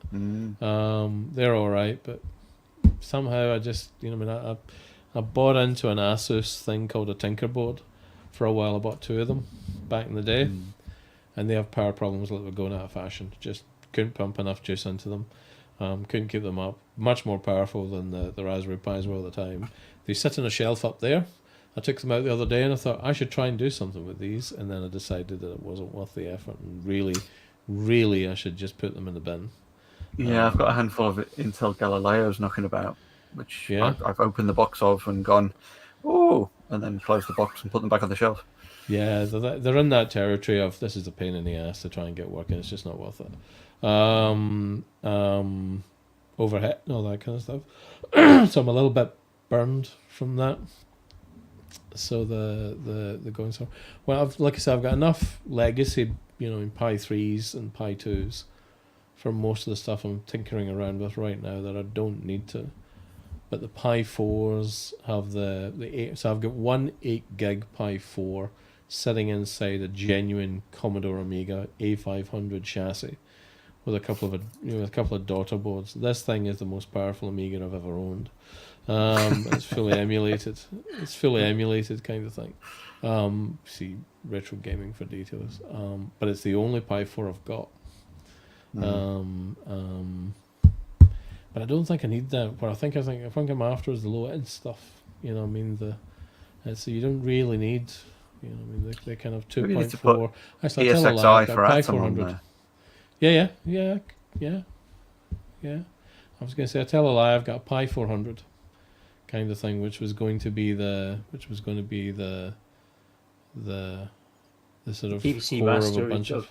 the BBC model. Well, it was. I mean, it was going to be, wasn't it? And it should be, but it should have that.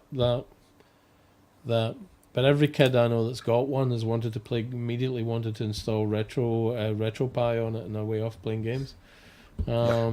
Just like we all did when we got computers when we were kids. Yeah. I was for his homework, you know, right? You know,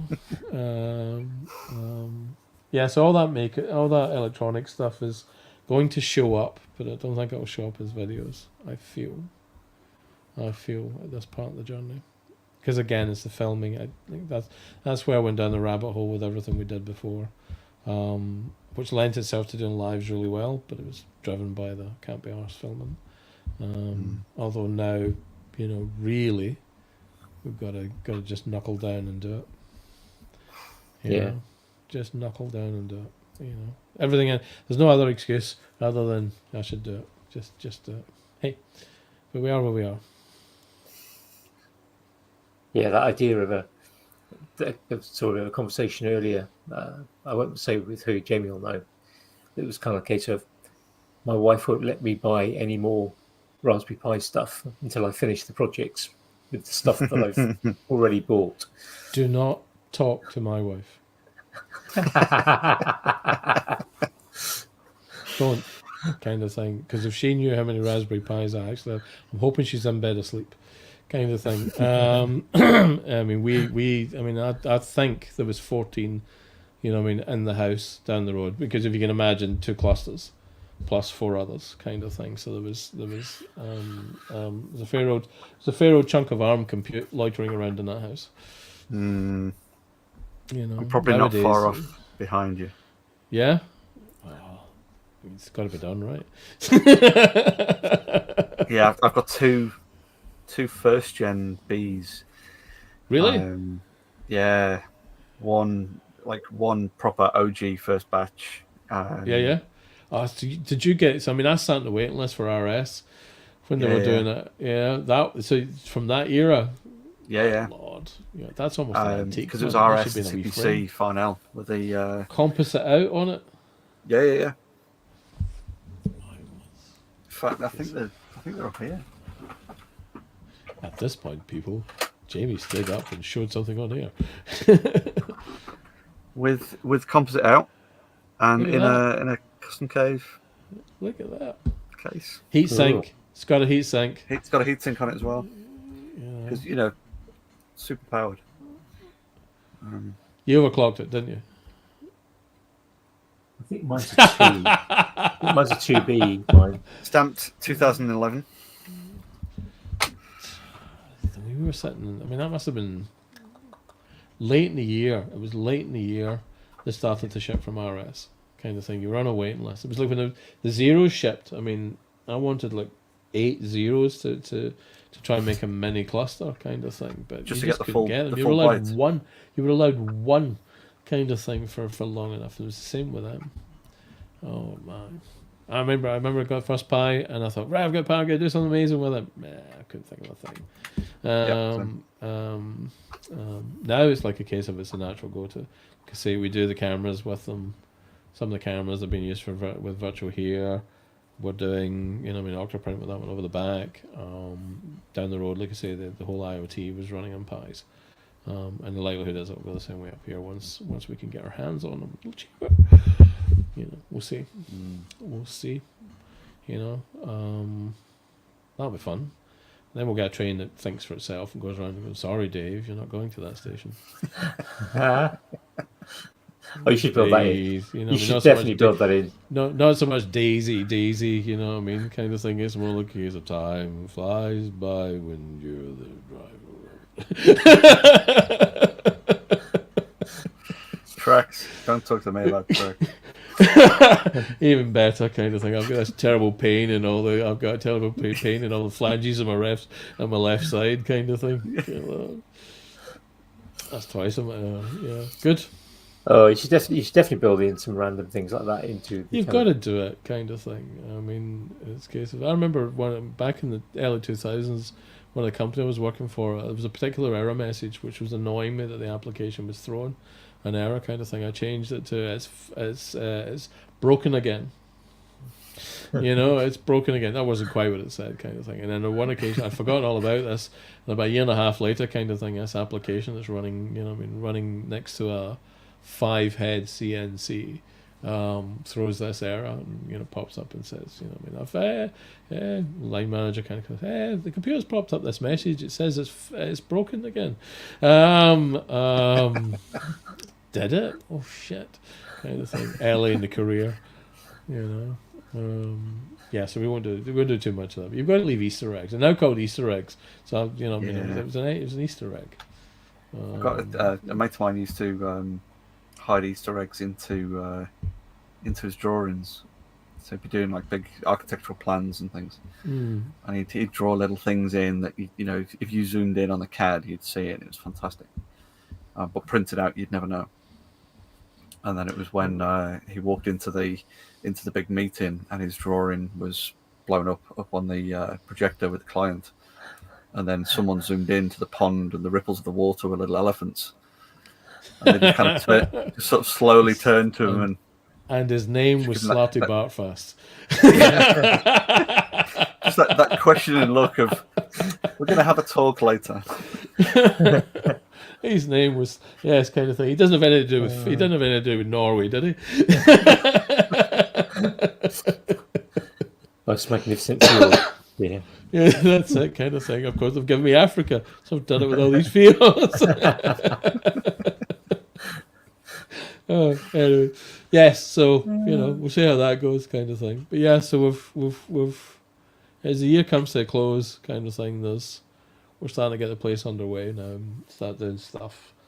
You know, we've been doing stuff, but it's not the same kind of thing. You're starting to switch from there's nothing left to tidy up, there's nothing left to, you know, let's get these in. But the metalworking bit is a developmental activity for the next few years, because it's not I'm going to turn into a metal sculptor. It's going to be how do I fabricate a thing to do a thing. You know, I have a problem that I need to solve. And that's where we'll go. So maybe one day we'll build all the rolling stuff. There's a guy called Tim does Way Out West Workshop in Ireland. I don't know if you've seen it. No. Bit of a hero kind of thing. Check it out. Way Out West Workshop. Tim and his lovely wife Sandra. He built a railway from scratch with steel and pegs and designing how the points work. So as he can make charcoal and all the machines he make about how he can process charcoal. He's like and he does it on the cheap because that's what I mean. His history's in metalworking sort of thing. So he's doing it all with, you know, the cheapest metals he can get and building the wheels for the wagons and the wagons themselves. And he's built because he's scared of he said to go with a steam engine kind of thing, and it's blown up a couple of times. So he's moved over to using compressed air. Which works, you know. A big tank of compressed air to make the engine go and all of this stuff. And you just think, that's clever. Do it with electric. Because every time I see it, I just think, do it with electric. Do it with electric. No, don't do it with carbon. Do it with electric. You know, I mean, Tim, love the video. Do it with electric.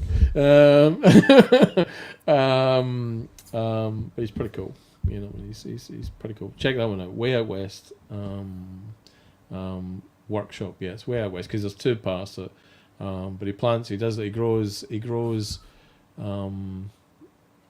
garlic, and he's making activated charcoal for farming and for planting, and he's built everything. So the railway's how he's moving stuff around his grounds.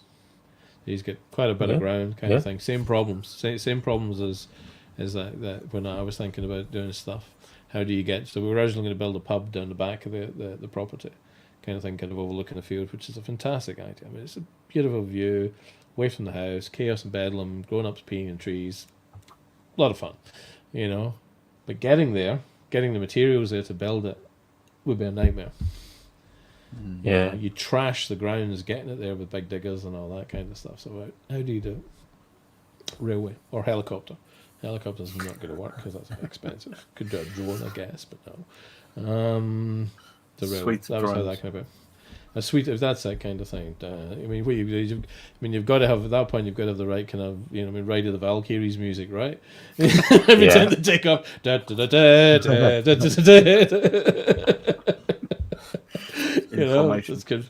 that perfect formation kind of thing. Sponsors flags hanging underneath. No. No, you have a suite of drones that each one then has a stack of mini drones that it will deliver out, and each of those is just essentially LED lights, so the whole thing gets lit up in the sky. You have been drinking something that we've been missing. What was that? Well, I mean, my head's immediately gone to the Jim Carrey's character in the Sonic film of the. Yes, he does very well at Dr. Robotnik. Yeah, he's very good at him. He's really, I mean, that was an eye opener kind of thing. You think, undersold for that character kind of thing. Properly over the top, as only Jim Carrey can be. But yeah, no. So that's kind of how the whole thing came about. How do you get there? So you have a train, so where you can take the drunkard, you can take the booze, you can take the booze to the bothy, and you can bring the empties back without trash and thing. And that was kind of how it began as an idea, and it's kind of just gone nuts after that. But we're going to build it. It's so far everything I've said we're going to do, we've done so far. So hopefully we'll stay on target, kind of. But that's a good. That would be done right. That would be a good series of videos. There's a channel registered for it, so I have thought about this one. So there's an actual channel. So just kind of get nothing on it apart from some aerial shots right now. I think it's about 6 subscribers, and it's going to stay quiet and undiscovered for a little while yet. Because you can't do Pac-Man and then switch over to some lunatic welding in a mud bath kind of thing. Or watching a train fall off a track, fall off a track kind of thing. But we'd have to do that. So we're going to do something next few years. Watch for that one. Not just appear like all this crap does when I do it, kind of thing. What the hell is he up to now?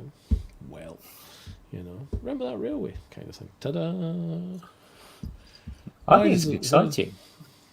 It's mad. It's sufficiently mad. And there's a lot to learn, which I'm sure you guys are the same. I enjoy the learning process probably more so than the using it at the end, kind of thing. Yeah, it's different. I want to learn I want to know how this works.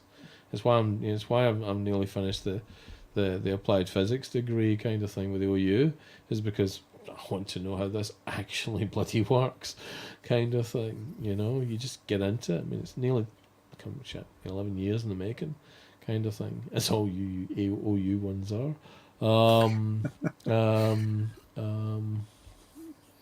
But the same. So how do you do this? How do you get that railway to work? What are the problems we have to solve? And most of them seem to be, actual civil engineering issues. How are we going to get the track round there with a sufficient gradient? How are we going to understand the gradients just to be getting along with? So we're going to have to measure the land kind of thing properly, find out the heights properly. So just the idea of how does that work? How do you work out? Well, this is this high, and then go around and do it. we understand it's in referencing upon reference points and all that kind of good stuff. But how do you do it? How are we going to do it? Do we get someone in to do it? Well, there's no fun in that.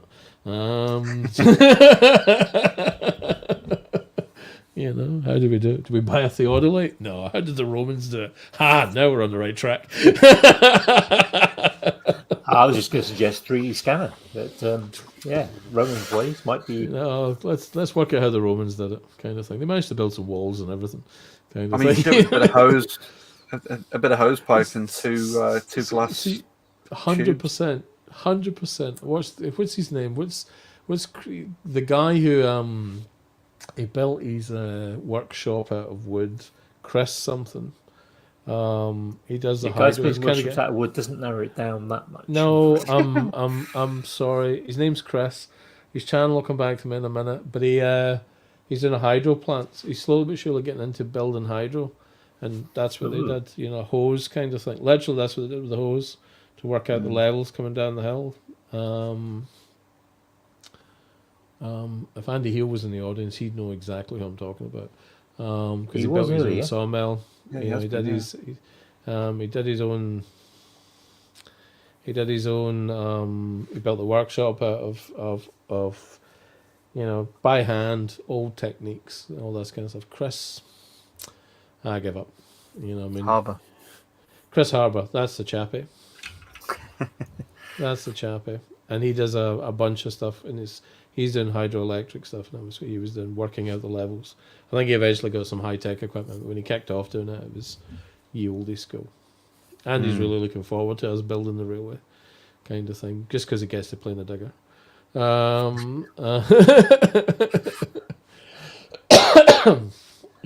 yeah. So that's what I've been doing. That's what we're up to, kind of thing. Hey. Chaos and bedlam. And we're going to try and put on a makers. We tried a makers weekend last year, a bit late in the year, but we're doing one at the end of July. So some Scottish makers, some folks from around the UK. It kind of began when Maker Central was off the chart, and we're just going to try and do a bit more. So watch out for invites going out. It'll be relatively open, I think. And we'll use the workshop and the grounds and hopefully the pub, and folk can tent up, And if you need a pee, go and down the trees. If you need a poo, watch out for the nails.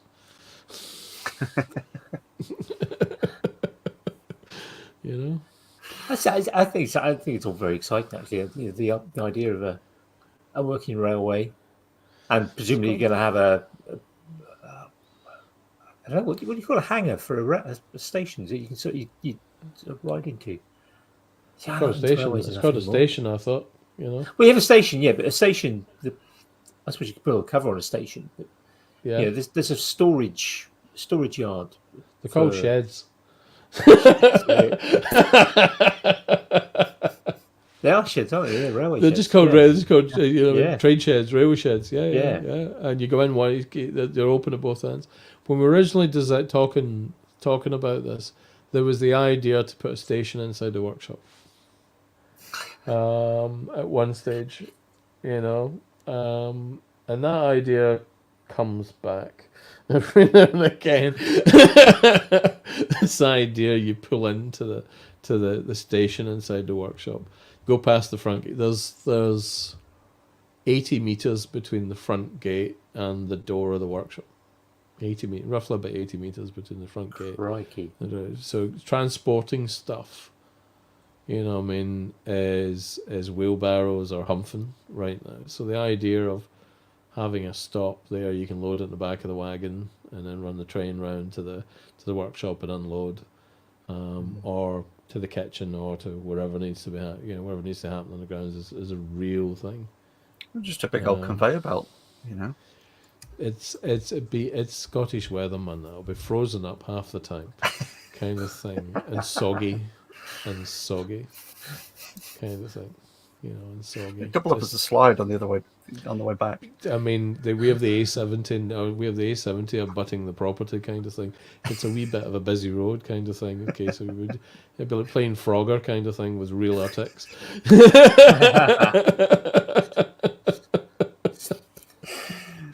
You know, that would be that's exactly that's exactly what it would be like. A case of case of. Oh, I'm trying to think of a song with Kermit the Frog, but hey, it doesn't work. Just the idea is real kind of wee. Well, that was there was a Tesco's truck kind of thing with a new detail on it. No, so yeah, so we'll do something with that. We'll do something. We've talked about it kind of thing enough. We probably will. With something revolving the gate and pulling up there and using it to transport. It's kind of how it began as a conversation in many respects. This idea of how do you get the materials to the pub and how do you get stuff from the gate, kind of thing. Because it's true. It's. I think the takeaway from this is if anyone's ever planning to get 3 or 4 acres and the house is kind of in the middle of it somewhere, and you're going to build a bigger workshop. Seriously take on board the scale of what you're about to do, because just cutting the grass just is just off the chart different. We've got 2 acres of grass to cut. And getting stuff from the car to wherever it needs to be used in the property. I mean, we use the lawn tractor to do that, but it's a real issue. I mean, the place wasn't that expensive compared to Surrey and down where you guys are, kind of thing. I mean, a fraction of the cost by comparison. I mean, 2.5 acres was 20 grand. There's no services. You can't build a house on it, but but it's not expensive. But all of a sudden, the idea of how do you get materials there to build a fence, you changes the conversation completely. All of a sudden, 4-wheel drives and there's a thing that puts up the power poles, which is a tracked vehicle.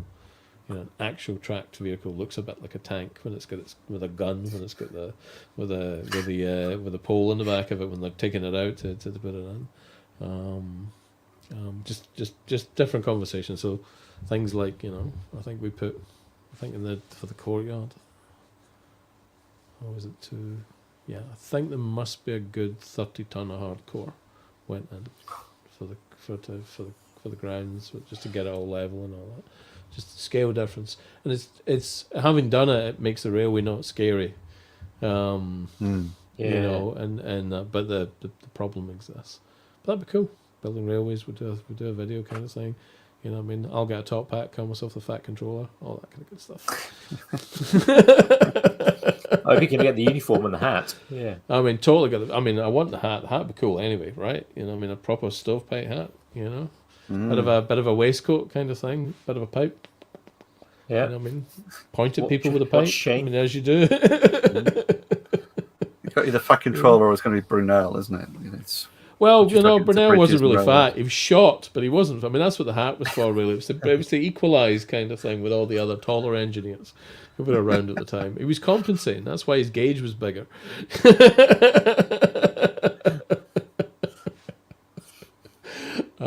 But yeah, that's about. I think that'll be fun. Watch for it in a few years, kind of thing. If you come up for the weekend, kind of thing, you'll see what the problem is.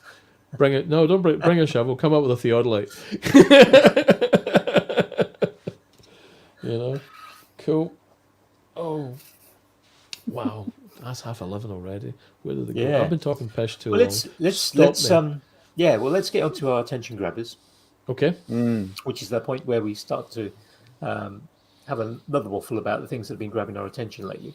Whether it's things we've watched, seen, done, whatever. Obviously, you've covered a lot of stuff that you've done, but I'm thinking there might be things going ahead as well, not necessarily things we have done. It tends to be kind of fairly recent. So we generally let the guests go first. Yeah. So what's been grabbing your attention lately? Apart from obviously all the stuff you've already mentioned. Yeah. Well, there's a guy called Marty who's a scroll sawer. He does a thing called Marty's Ramblings.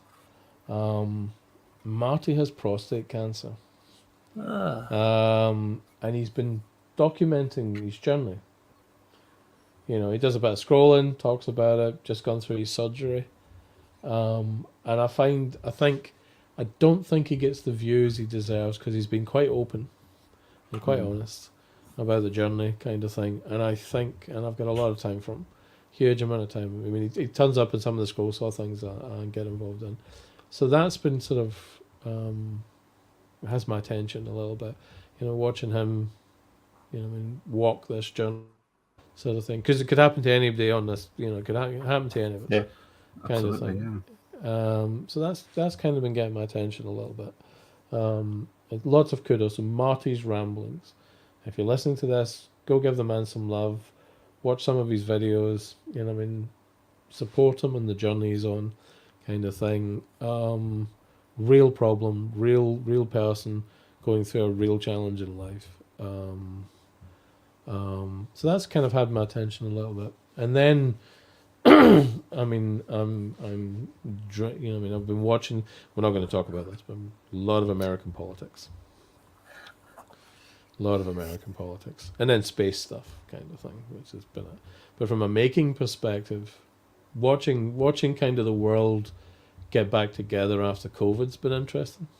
Yeah, finding the new norm. Yeah. It's been quite interesting watching people rediscover.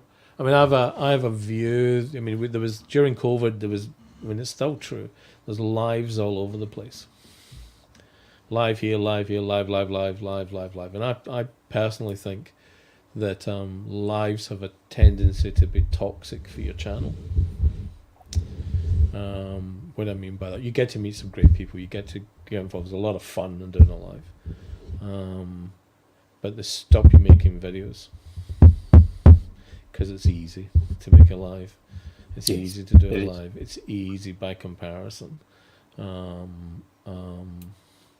And I think they're toxic for people's channels. They kind of stop them. Because videos are evergreen, but nobody ever watches a live again. So it's quite fun watching the dial shifting towards videos again for a whole bunch of channels that had become, totally saturated with doing lives kind of thing. They destroyed a growing channel by becoming obsessed with doing 2 or 3 lives a week. So that's been catching my eye. But apart from that, like I say, Marty, space stuff that's coming out my backside and obsessed with this place kind of thing. That's really been about it. Well, that's plenty to be focusing on. You just putting together the 3 workshops. Well, think of it as 126 square meters split up into various buildings and areas, kind of thing. I mean, the clean rooms 6 meters by 3. The main workshop is 12 meters by 6. The double garage, which is really half a metalworking shop and a garage, so the metalworking is 3 by 6. There's the hive, which is 3 by 6, and then there's the courtyard it sits in, which is, like I say, tons and tons of hardcore, plus all the electrics. And special call out to young Scott, the blue light turner, who's been absolutely instrumental in doing that. Special call out to Andy Heel, who's been involved with this journey pretty much since the get-go. An absolute star and a hero. We've had to move power cables. Overhead power cables had to be buried under the ground. We had to move water pipes. We had to move, and this was all done by, the team kind of thing here, not specialists that come in and did it. I think there's a video of me digging the trench for the water pipes. There's Andy getting a spade out, digging data runs, kind of thing. There's 14 Unify access points covering the grounds. We've not managed to do all of it yet. We've got a mission to extend up the kind of up there's one of the woods, and we're going to get to the river. We want to get to the river, because they're part of the security system. Because any device that wanders into that space is tracked across those access points, and that doesn't matter who you are. If the CCD can't see your face, kind of thing, your bloody phone will tell us your MAC address. When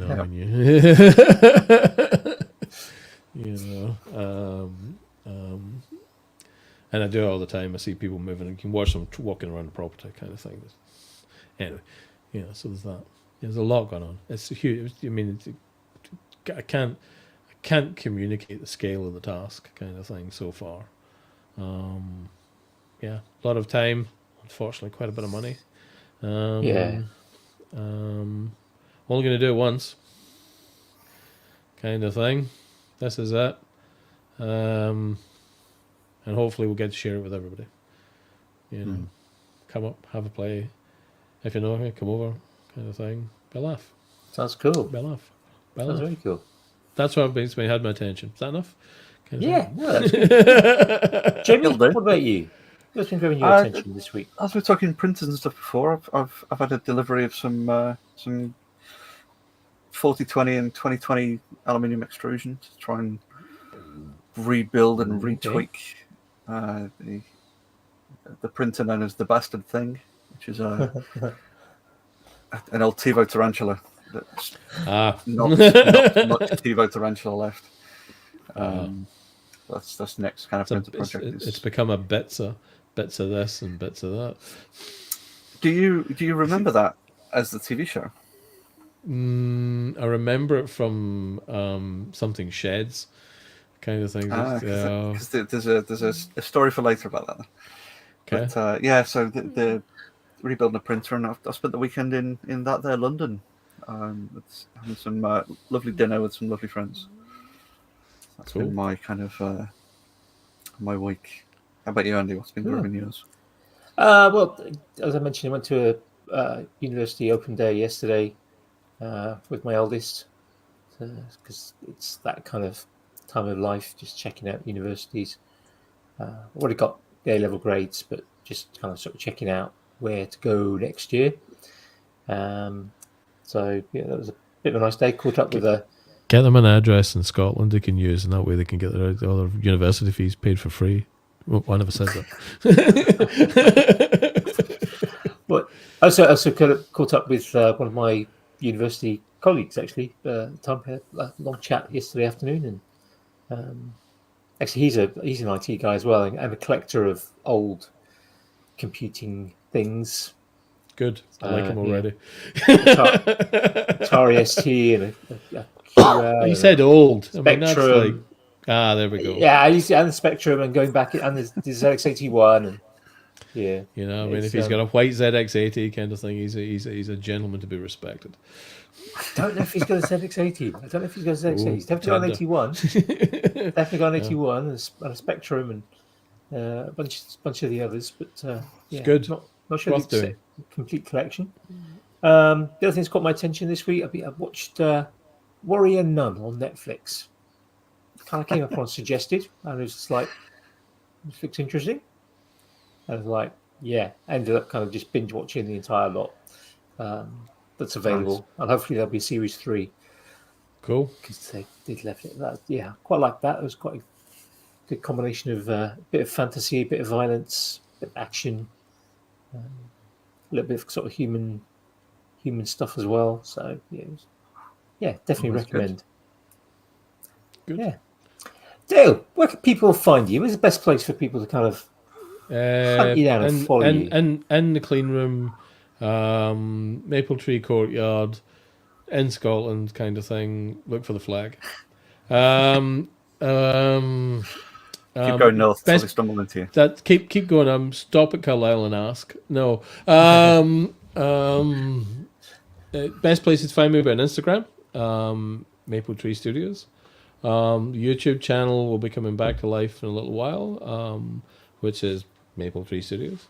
Spotting a theme here. That would probably about it, kind of thing. You know, those would be the two places to find us. Fastest and easiest. As a Twitter account, it doesn't get anything done, but I'm going to get a blue tick. I'll pay my $8 and I'll get a blue tick just for giggles. Unless someone else gets there before you. We can have a crack at it, see what we get, that kind of thing. You know what I mean? Dear Uncle Musk. You know, yeah, but that'd be it. Instagram and YouTube, Maple Tree Studios in both cases. Brilliant. Well, it's been nice catching up again. We haven't had a chat for a while. And Yeah, yeah, it's been a hopefully, Genuine pleasure, gentlemen. hopefully we'll get up there. Come Next up, summer? come up, Yeah. drink the booze, eat the food, make stuff, blow shit up. That's how it's going to go. You know, Sounds like a weekend to me. I was going to That's say, about sounds it. like a great weekend. Yeah. You know, set fire to things, kind of thing. But a couple of fire pits, and everyone loves a fire pit. Yeah. Yeah. There's a Predetermined fire, isn't it? I think, is always preferable to accidental fire. Oh, definitely, kind of thing. So it's a case of, but you know, what we'll do is we'll have some fun with how much whiskey people have had and see whether or not they can light a fire with 2 sticks. Yeah, that takes a bit of doing. Yeah. Lighting fires with sticks, that takes a bit of doing. Yeah. Just pretend it's like a violin. Right, on that note, we will say goodbye to folks, and we'll see everyone next week. Audio will go out hopefully tomorrow, and if not by Wednesday, but mostly People will getting either out be by listening to Monday. it or not. Yeah. Doesn't And really matter. at this point, the credits are going to go rolling. It's going to be saying you have been watching. You've got Andy Pike Pugh, Captain Mannering Kirkwood, kind of thing. They don't like the Muppet Reader. Oh, I'm clicking off now. Yeah. Good night, folks.